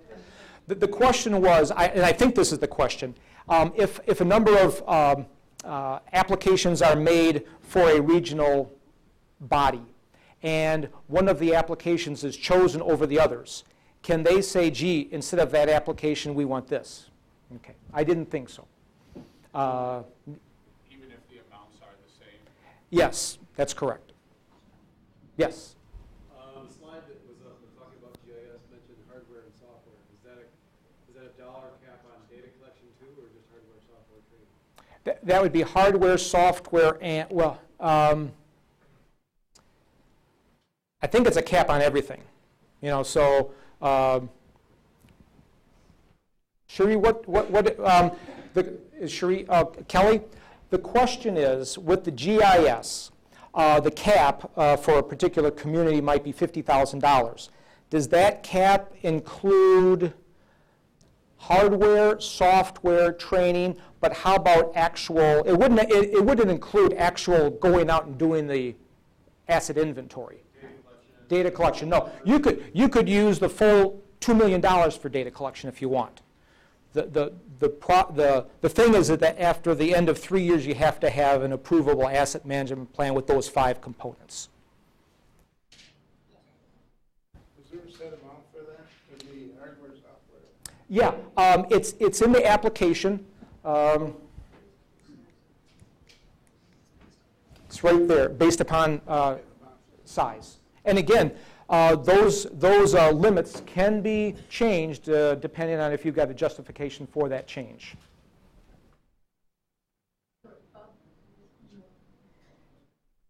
Anybody else? Yes.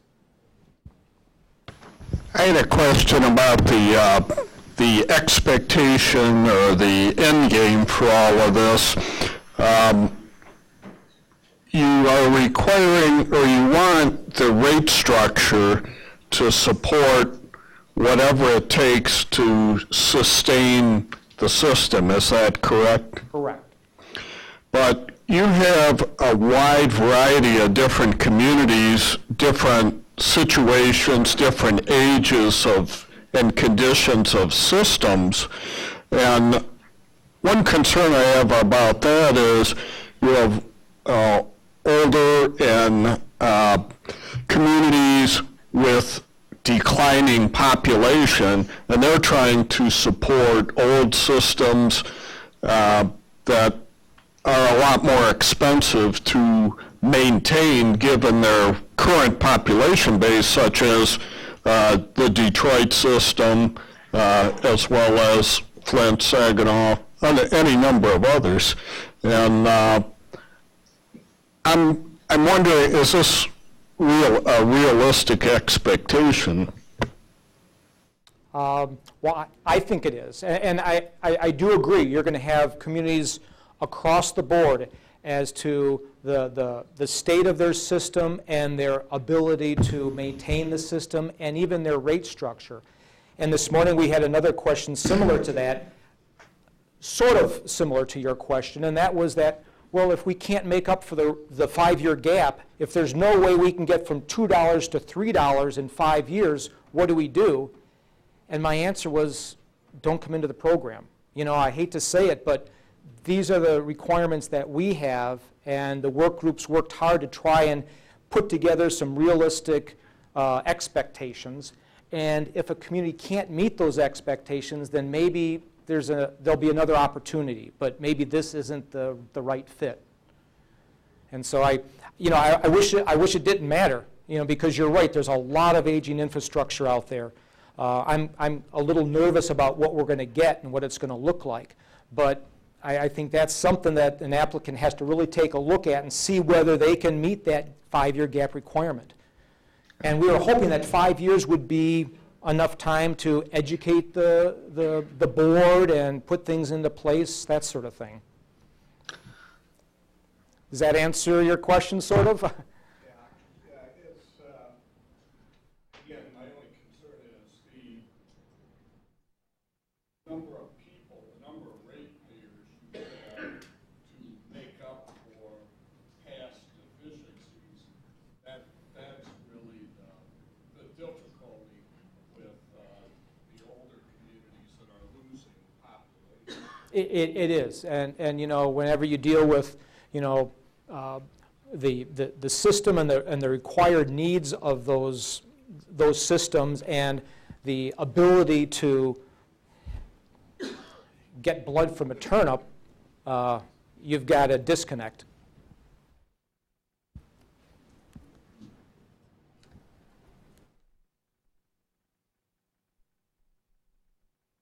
Cherie covered the NPDS SAW interface, so I'm not going to touch base on this at all.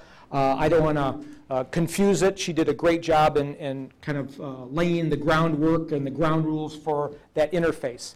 I did want to mention 2 asset management plan tools that we have available. The first is CUPS. And it's a software program developed by EPA. It's really targeted for smaller communities, maybe 5,000 population or less.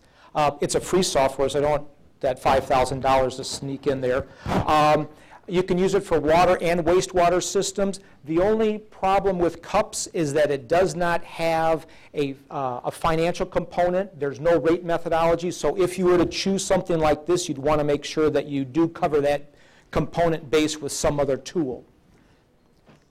Our office has developed a simplified asset management plan, and this plan, we've worked very closely with district staff to incorporate all the NPDS requirements into this asset management plan. It really serves 2 purposes. One, it's an actual tool that a community can use. It's an Excel-based spreadsheet, so it's not real powerful, but it does address all the things that we're looking for. The other thing is that it's a guide. So if there's something else you want to use, another tool, you can use this as a template to figure out whether what you're trying to implement or planning on implementing kind of matches up with what we've got here. This document is available online. If you go to Clean Water Revolving Fund or Drinking Water Revolving Fund and go to Forms and Guidance, which is down towards the bottom of the page, and go to Forms, this is called the Asset Management Workbook. There's also an asset management guide that goes along with this and kind of discusses asset management in general and kind of how to use our spreadsheet. I will also mention that the version that's online now will be updated, and so you want to make sure that you're going to get the latest update. There's a couple of tweaks that I'm going to be showing you and describing how it's going to change a little bit. The first sheet on the workbook is the asset inventory, and what we've done is we've included the asset inventory with the criticality factoring. And all these cells in yellow, those are cells that you would input data.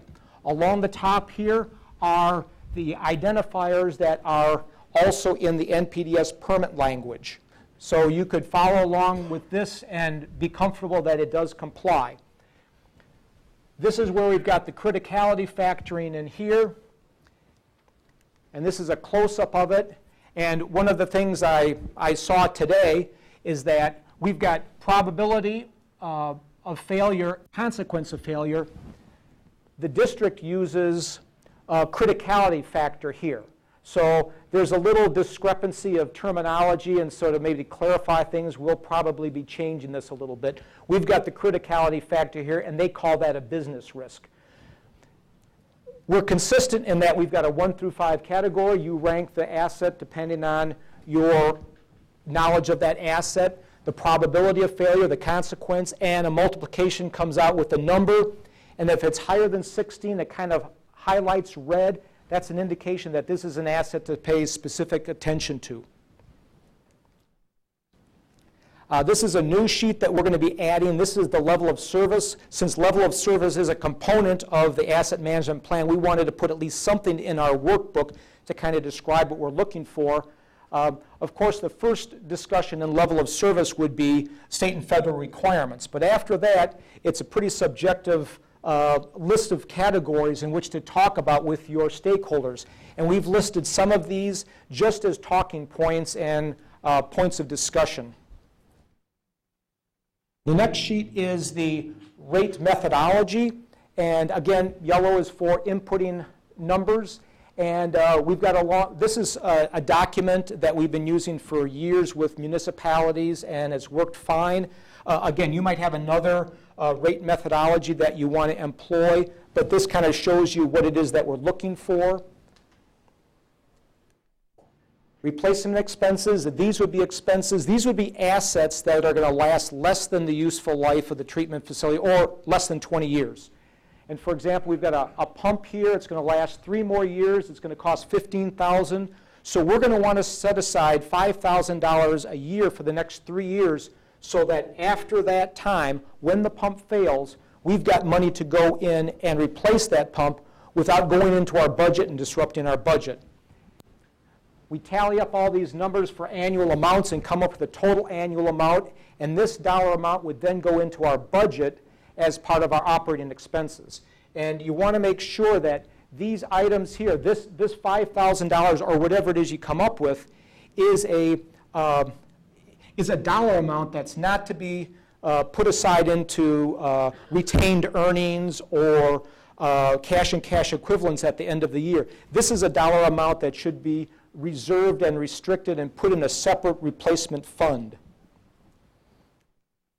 Capital improvement plan projects, again, kind of the same thought process. You've got a project, you know how many years it's out there.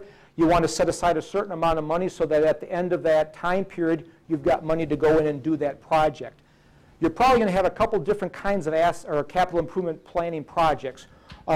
Some of them are going to be those projects that you fund internally. So those internally funded projects, you would be putting on this capital improvement plan so that you can start putting aside money. And again, the bottom dollar amount would go into your budget and it would become part of the budget process. And at the end of the year, that money would go into a restricted account. The other projects you've got are those big dollar items like building a new clarifier or putting in an interceptor. A $10 million project, you're not going to fund that internally. That's going to be an externally funded project through some sort of debt. We've got a 10-year budget plan, and this is really just kind of a look-see for a community. They can kind of project out for 10 years what their budget is going to look like and maybe what their rate structure should look like in response to those budgeting items. And here you'd start maybe putting in those long-term, those big dollar amount capital improvement projects, and maybe call in a financial advisor to start setting aside a timetable for when those projects can be implemented. Any questions on the asset management workbook? Yeah. Future costs. Yes. Put those in today's dollars, or estimated what the dollar might be 3, 4? We would say put them in today's dollars, because with our basic calculation, we don't account for interest, nor do we account for inflation. So hopefully the two will cancel each other out, but you'll have money aside. That's the important thing. Other questions? Now I want to go on to Appendix F. This is the disadvantage determination. We have 4 criteria that we use when we're determining disadvantaged.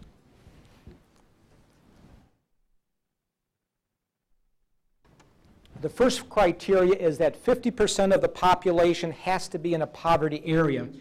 And working with the state demographer, we've come up, we've decided that that means that if there's 20% or more in the poverty level, then that community is disadvantaged. So for example, this first community, they're at 7, and this information we get from the census.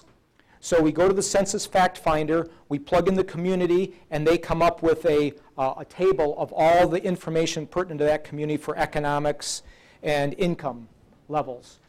In this particular case, this first community has a poverty level that's 17.9%. It's not above 20%, so they're not disadvantaged. This community is at 28%, so theoretically they should be disadvantaged. However, we've also got to take a look at this margin of error, because with smaller communities, when the census goes out and does data collection, just a small amount of inaccurate data can really skew the outcome. And so they put together margins of error for particular communities. In this case, this community has a margin of error of 16%, so that kind of takes them out of the disadvantaged determination using criteria A. This 28% is just not a reliable percentage that we can use. So we go to criteria B. Criteria B is a pretty simple criteria. The median annual household income has to be below the federal poverty level, which is $23,400. In this case, this community has $28,000, clearly not below $23,000, so they don't qualify under A, they don't qualify under B, so we go to C and D. When you submit your application, you'll submit Appendix F, which would have the information that we need to run a calculation for C and D. We're going to look at stormwater, and we're going to look at loans, and we're going to look at asset management planning, different as far as disadvantage goes. For example, we've got 4 questions here that we answer for each kind of project. With an asset management plan, there's no estimated construction costs because there's no construction involved with an asset management plan. For a stormwater system, you're probably not going to have operation, maintenance, and replacement expenses. You're not going to have number of REUs. So it's going to be a little difficult to run the numbers for a stormwater system, but we still would like this filled out because maybe we can pull some numbers together. But anyway, we'd like this filled out, and depending on what your application is for, label it at the top. And then we know what it is that we're trying to approve.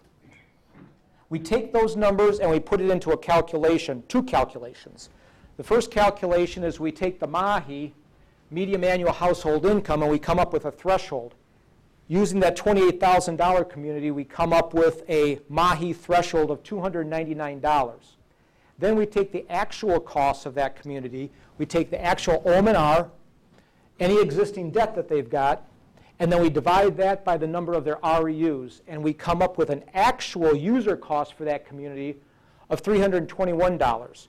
So they do exceed the $299, so they're determined to be disadvantaged. So that's how we go through the calculation for disadvantage determination. I will also say that things change, and you might come into our program for an asset management planning grant, and we run the numbers. We would not have a number up here for amount of debt because there's no debt for the project, and you're not disadvantaged. But you take that asset management plan, it's got a project that you've identified, now you've got a construction cost, and we would put that number up here, and you might be determined disadvantaged at that point. So we go through these calculations a number of times just to make sure we give you all the benefits we can. Questions? Yeah. Which census data are you going to look at for the first round? American Community Survey? Yes. The fact finder? That. Yeah, for the smallest communities, I just want to put this out there. It's very unlikely that there will be a margin of error identified in their American Community information. Because the sample sizes are too small to include that. Okay. So you're aware of that. Well, when I go to the fact finder and the U.S. Census fact finder, they do have those margins, and so that's what I've been using. So would that be based on That's 2011. okay. For the larger cities, you're right. For larger cities, that's not an issue, yeah. For the small ones, it may not have that. I mean, if there are 500, 1,000 people, it may not. Well, and that's probably why your document doesn't have anything in there, because the margin of error is so great, I would think. That's correct, because it may be based on one or two surveys that they got, as opposed to a census of everyone. Right. Mm-hmm. Yes? If I'm the city of Tomlinson, and it's not disadvantaged, but there are stormwater issues in the Schneider Creek subwatershed,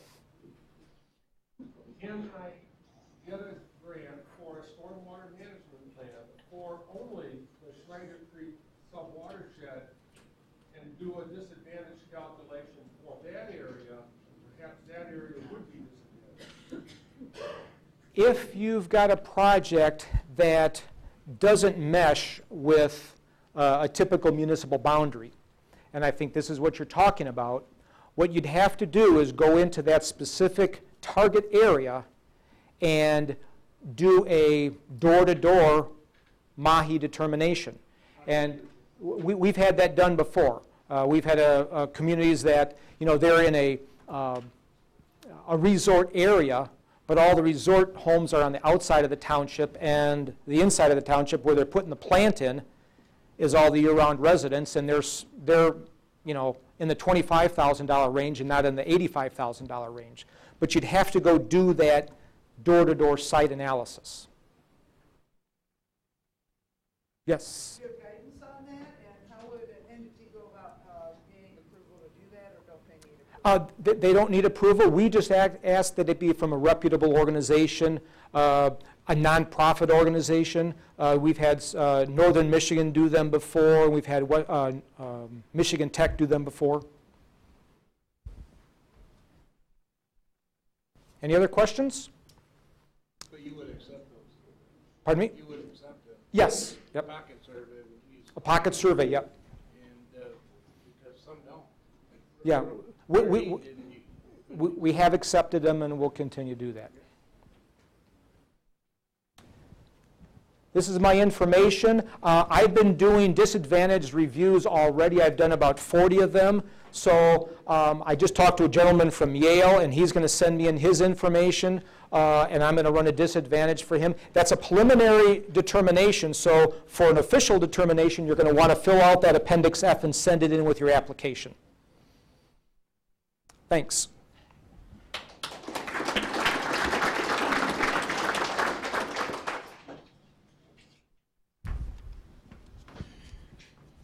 Okay, we're going to take about 5 minutes to get set up for our panel discussion. If anybody has any questions cards, you can bring those up here, and we'll review those. There'll also be an opportunity to ask the panel questions, even if you didn't write anything down. So with about 5 minutes, give us about 5 minutes, we'll get ready for that. Also, if you could, take your trash and take that and dispose of that outside. Very appreciative of SEMCOG to provide these facilities for us, and we'd like to leave it in pretty close to same condition as when we arrived. Thank you. We'll reconvene at about 1:15. If you have cards, you can bring them right up here up front.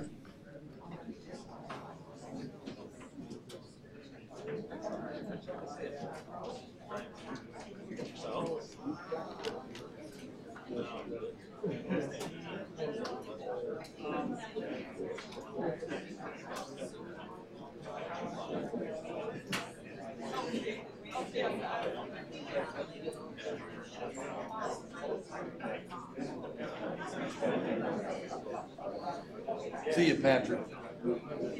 See you, Steve. Need help out there, give a holler. You Will know do. that. Appreciate it. Bob does for all the gang.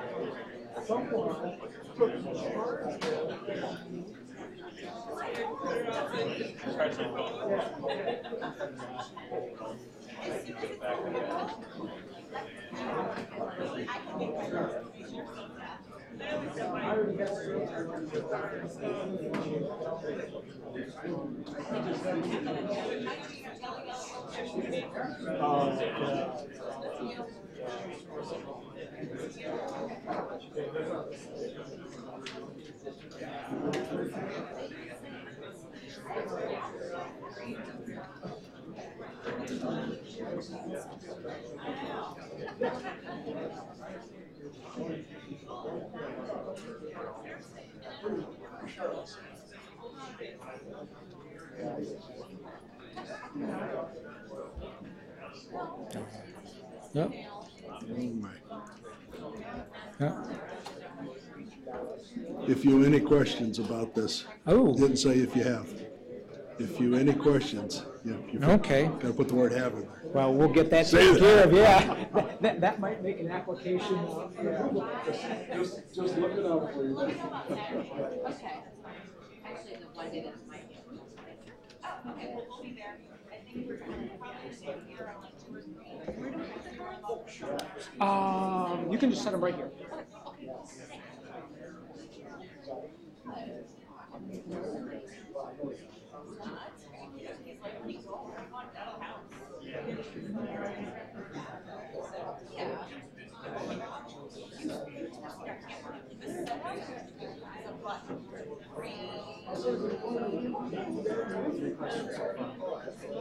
They want to get home. Just like us. I know you guys want to be out of here by 4 o'clock, then get to the point. When does happy hours? Ooh.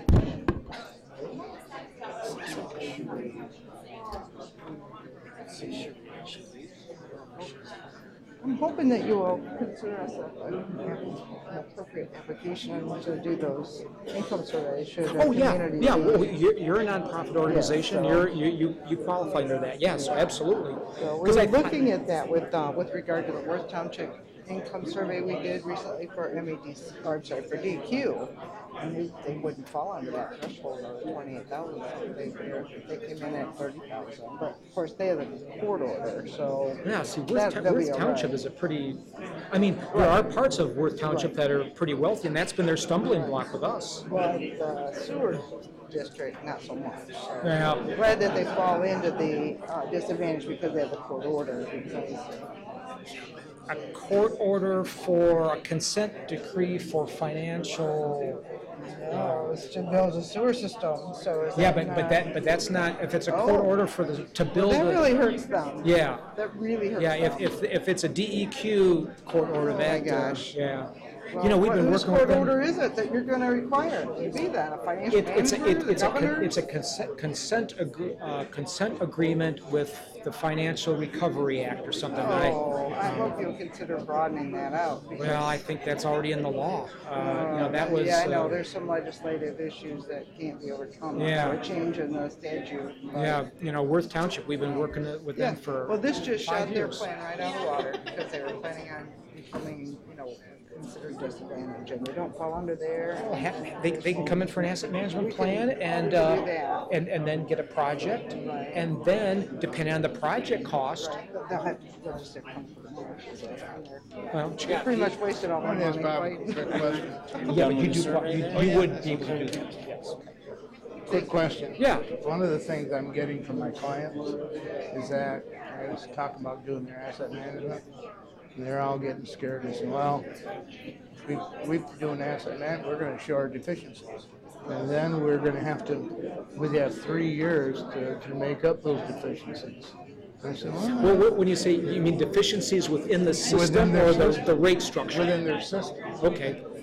And, you know, I kind of stymied how to answer that. Well, and I'm not sure where they're thinking 3 years. Say, for example, a municipality comes in, it's a smaller municipality, it's not a major, and they come in and they get an answer. You got a question? Then in the next time they're NPS permit. You can ask him. I do have an announcement. We are going to start back up here, but there was a key card found, an access card on the floor over here.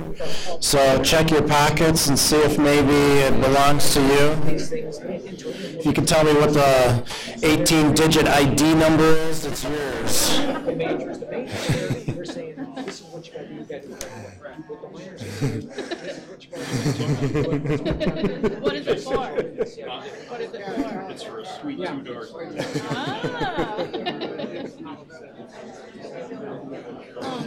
Well, tell me what the card serial number is. Yeah. A complaint from majors as well.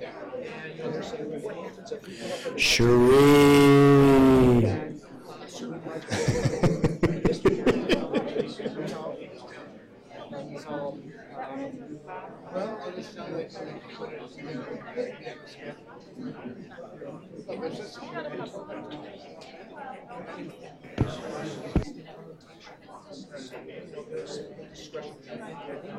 even 10 years to take care of it, because there are those NPS points are applied.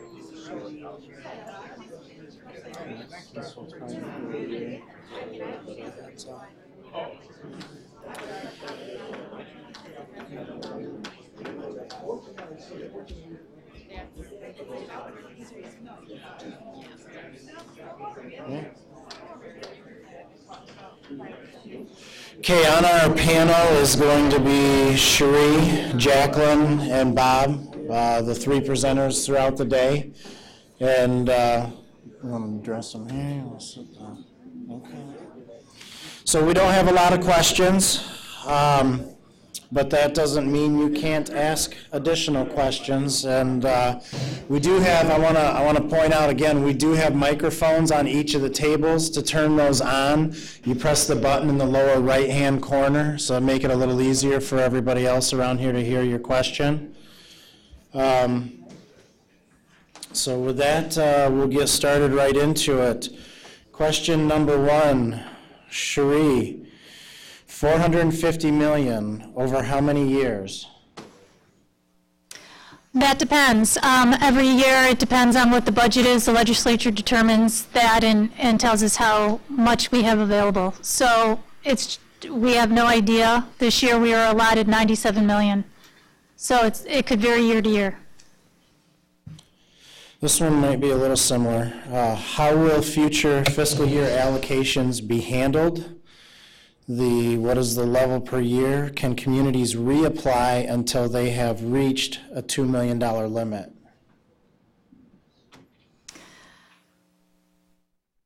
Yes, again, we won't know until that year what amount we have available, and communities can reply until they reach the maximum limit of $2 million. So yes, they can apply more than once. Okay. Can a municipality apply for a grant project A and also for a loan under project B? Is there any matching required for the loan program? And can a municipality apply for a loan for a project that has already been designed?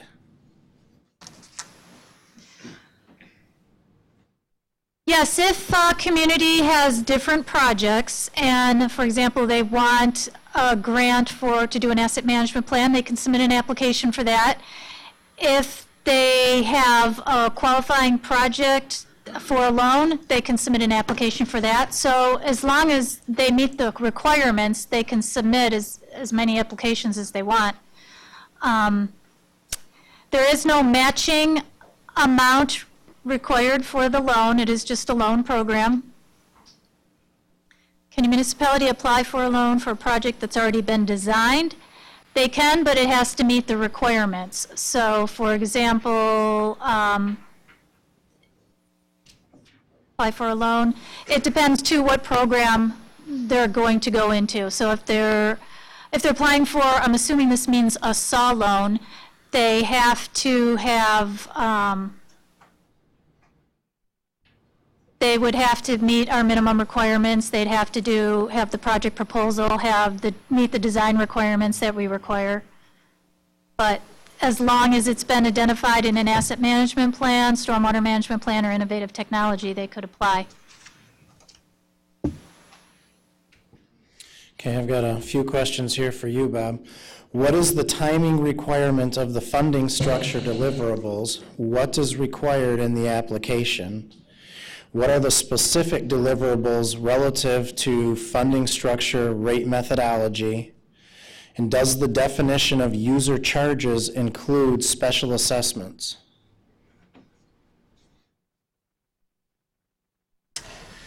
I'll start at the bottom. Does the definition of user charges include special assessments? No. When we take a look at the rate methodology, we're looking at operating, maintenance, and replacement expenses. And special assessments, at least in my mind, those deal with debt. And so we would not be looking at debt issues. What is the timing requirement of the funding structure? If you're generating sufficient revenues, you've met the requirement. If you're deficient in your funding structure, then you've got the 5 years to make up for that, and that's the gap. And I hope that answers the question as far as the deliverables. What is required with the application? With the application, we're just asking for the latest rate schedule. We just want to see what your rates are now, purely for comparison purposes. When you send in after 2.5 years, you're going to send in that rate methodology, and we're going to take a look at that, and we're just going to compare that, what you've identified as your necessary rate at that time with what you had, say, 2.5 years ago when you came in. So the only thing with the application is the latest rate schedule. What are the specific deliverables with the rate methodology? Again, the deliverable is that you're generating sufficient revenues. I hope that answered the question. Okay, this is the last card, and again, this is multi-part. On Appendix C, how is the level of service determined? The current system, proposed project within 3 years, GIS for stormwater and wastewater to augment combined city utility GIS system with all debt able to use.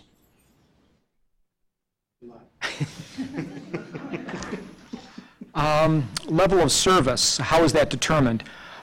With the 5 components, the level of service is the most subjective of all of them. You really can't put a number with level of service, and so that's really a discussion you're going to have with your stakeholders. And that's why we put up on the board a number of different topics to discuss. You know, security, how often or how quickly you want them to respond.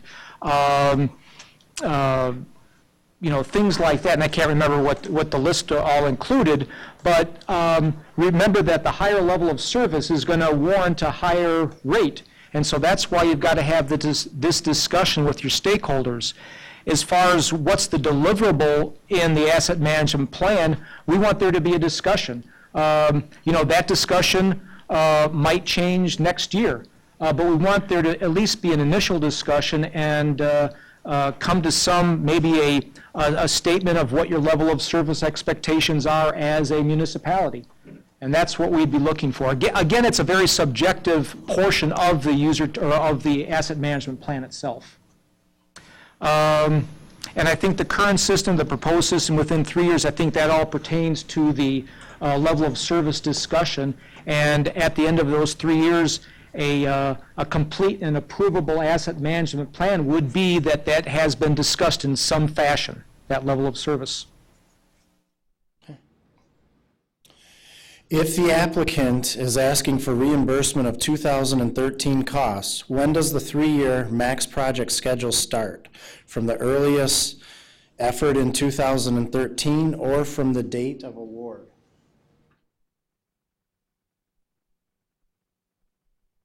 If any eligible costs for work performed on or after January 2nd, 2013, and any cost for that eligible work you can include in the grant. The 3-year requirements start from the grant award date, though.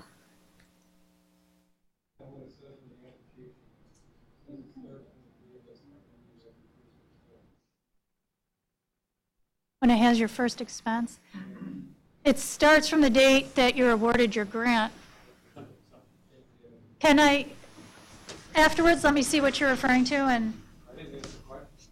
No, but if you see something in the application, let me know, and if you have it there, because but the 3-year requirements start actually from the grant award. It says executed grant. Show me what you're referring to, and then after this, and we can talk about it. Also, the application that's online is just a draft. When in October, when we put the official one on, you'll see a lot of changes in it. So what you might be looking at might be another draft. Is there any way for a municipality, drain commission, or other to work with private systems to assess and plan for repair and maintenance?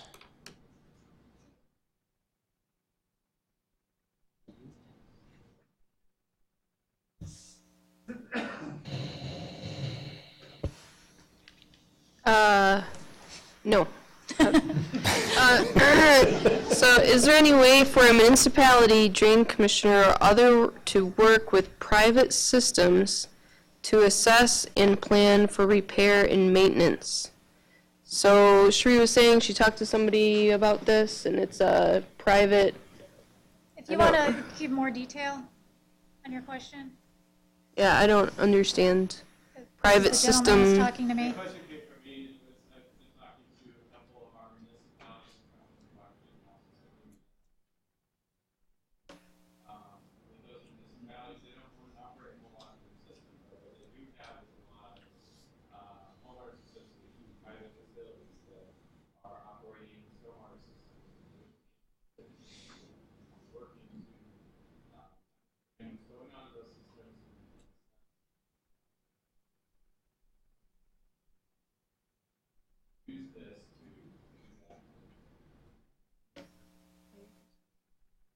I would think that jurisdiction of at least for an asset management plan, the jurisdiction of operation, you know, the applicant wouldn't have any jurisdiction over the operation. So I think that would be the stumbling block. Yeah, because it sounds like you're trying to do an asset management type activity on something that's privately owned. So I don't think that would work out, no. In the NPDES permits, it requires municipalities to guarantee that private systems are operating correctly. And so we do have jurisdiction over them, we just don't own them. So I guess I'm a little confused by your. Well, you can include private BMPs in your MS4, or you can include private BMPs in your stormwater management plan. I think for asset management plan, you know what, maybe we should think about this a little more and then put out an answer. But I'm thinking you wouldn't have jurisdiction over operation or construction. You might have jurisdiction over enforcement, but I think that's a different type of jurisdiction. So I think that might be the tripping point. I would argue operation also, but I think further discussion is necessary. Okay. Yeah. Does anybody else have any follow-up questions that were not addressed? I do actually, and so to expand on that question, I'm talking boots on the ground, real life now. Okay, we've got dozens of detention basins in our city that are supposed to be private detention basins. Every one of those detention basins I won't say everyone, but just about every one of those detention basins has an agreement with the city saying if the residents don't operate and maintain it, the city will, and will charge the residents for that effort. So the reality is that we get a large storm on detention basins that have never been maintained. They're supposed to be there to protect the environment, improve water quality, but they're not functional. And so the inventorying of those detention basins, their condition, and the level of effort, i.e. how much money is it going to cost to bring those basins back into the realm of design, or at least what they were supposed to do, is a real concern, I know, for my city and probably for every other city that's sitting at this table. And so if those are not grant eligible, and proposing to inventory those types of systems to understand what they are doing or what they're not doing, is, if they're not eligible, it's going to be an issue. So I just want to make sure we're not going down the wrong path, that's all. Okay.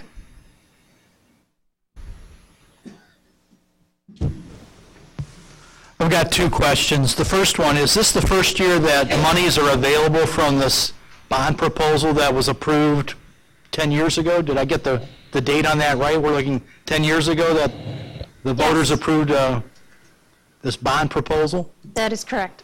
And this is the first year that monies are coming available? Yes. Okay.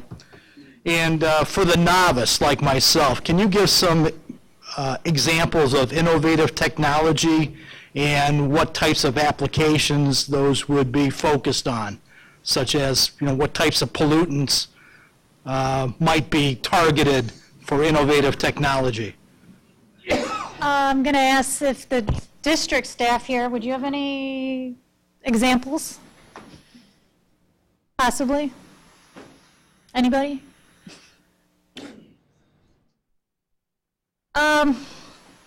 Other than the situations that I mentioned, I cannot, off the top of my head, I can't think of anything. I could get you examples if you want them of what those applications are actually going to be reviewed by somebody in our district staff. So if this is a category you're interested in, let me know, and I can give you the name of that person to contact to give you more information, but I'm sorry, off the top of my head, I can't just think of anything.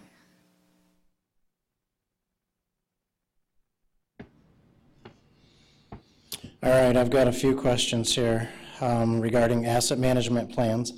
How can we accurately determine replacement costs? Often you don't really know until you bid it for construction.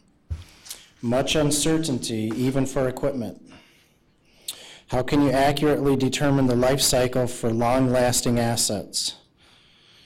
Tying rate structure to uncertain capital assets. Need flexibility.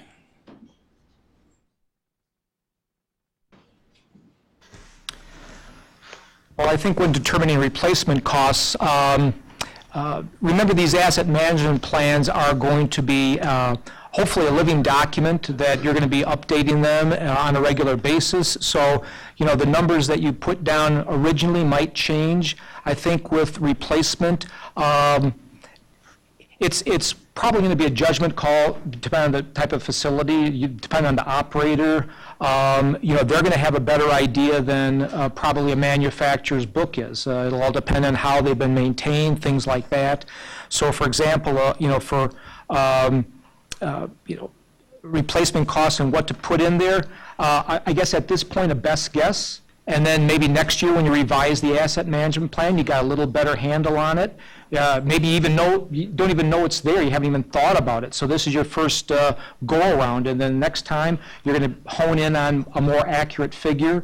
As far as uncertainty of equipment, big uncertainty. One pump can be used by two different municipalities and have a totally different life. The same municipality might have a pump in two different locations and have a totally different life. So it really is going to be a lot of, I don't want to say guesswork, but it's going to be a lot of historical information that you're going to be applying to this, and that's one of the things with an asset management plan is you've got a lot of historic information out there, and until you put it down on paper, it doesn't do anybody any good. Whoever's got that in the top of their head, they get retired or they're not around anymore, and all that history is gone. So putting it down on paper on that asset management plan is a start, and so I think these are all starts. As far as tying a rate structure to uncertain capital costs, very true, and that's why I said with the capital improvement plans, you're going to want to just limit yourself to projects that are more immediate and are projects that you're going to be doing in-house funding for, because you have a much better control on that. Christie?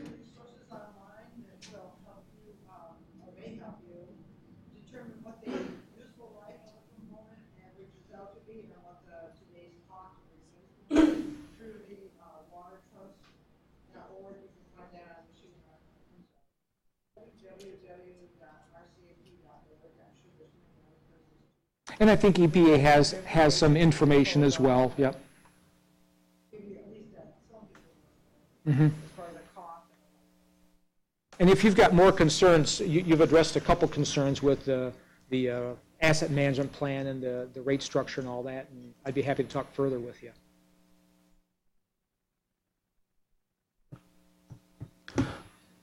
Any other questions? Yes, I have a question about a combination grant and loan. If a community has been developing an asset management plan already and they want to go for reimbursement for what they've done since January 2nd with the intent that they may go also right to a loan, are they able to submit one application that would review their asset management plan and fund the 90% reimbursement for what they've achieved and go right into consideration of a loan for something they want to undertake, or do those have to be two separate applications, sequential applications? I'm assuming that this community is not disadvantaged. If that is the case, then they can submit a grant application for the cost to the eligible cost to develop that plan, but then the loan and grant applications are two different applications. Yeah. They would have to submit a loan application also along with that asset management plan. The reason I asked if they're disadvantaged, because the disadvantaged communities can receive up to $500,000 right. for construction. So if they're disadvantaged, since that's a grant, money is in the grants, they could do it in the same application. But otherwise, the grant and loan applications are separate. Okay. And one additional question, I guess, I'm sorry, but I'm still unclear. If a community wants to apply only for a stormwater asset management plan, then technically they're not able to apply for 100% funding because there's no clear rate structure or anything like that. Is that correct? No, that's not correct. There's 4 criteria for disadvantaged, and it might be the stormwater, or the community can qualify under A or B for disadvantage. They may even be able to qualify under C and D. It's just that they don't have as many input values that I can use to make that determination. So they're kind of at a disadvantage for disadvantage determinations. But I would certainly encourage, if you've got these projects, to send in that information. We can do a preliminary. We will. That's something they've been really questioning, so that helps. Thanks. Yes.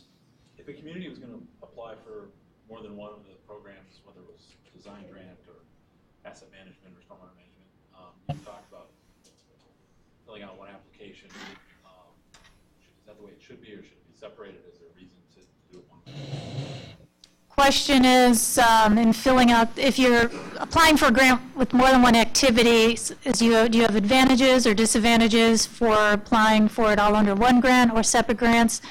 And it's totally up to the municipality on how they want to do it. They could do it either way. Submit everything under one grant application or submit separate applications for each activity. Their choice. Yes. As a follow-up to that, would you partially, approve part of the application? If you put it all under one application and found some of it to be provable and some of it not. I think that's kind of what Rhett's getting at. Okay, so the question is, what happens if you do more than one activity under one application and some's approvable and some's not? Can we just issue a grant for what's approvable? And no, if something is found deficient in that application, it'll be put aside. We won't approve the portion that is approvable. It'll be put aside as deficient. Any other questions? Yes?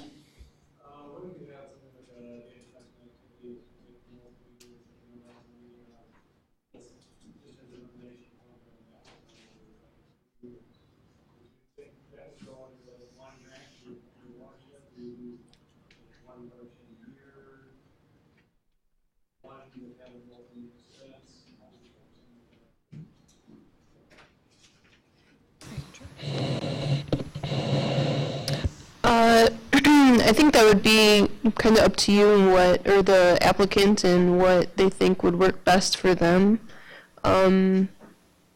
Yeah.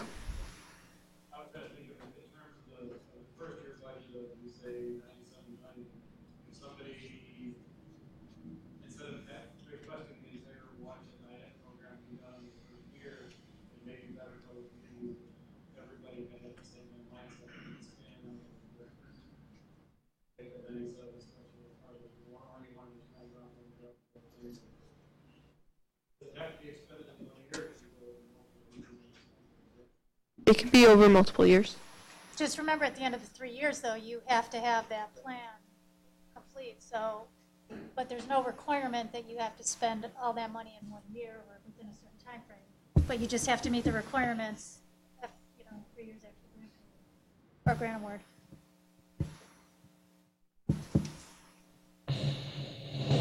Any other questions? Okay, just a couple of housekeeping issues. The presentations that you saw today, they are currently online. You go back to the website where you signed up for this seminar, and you can download those in a PDF format.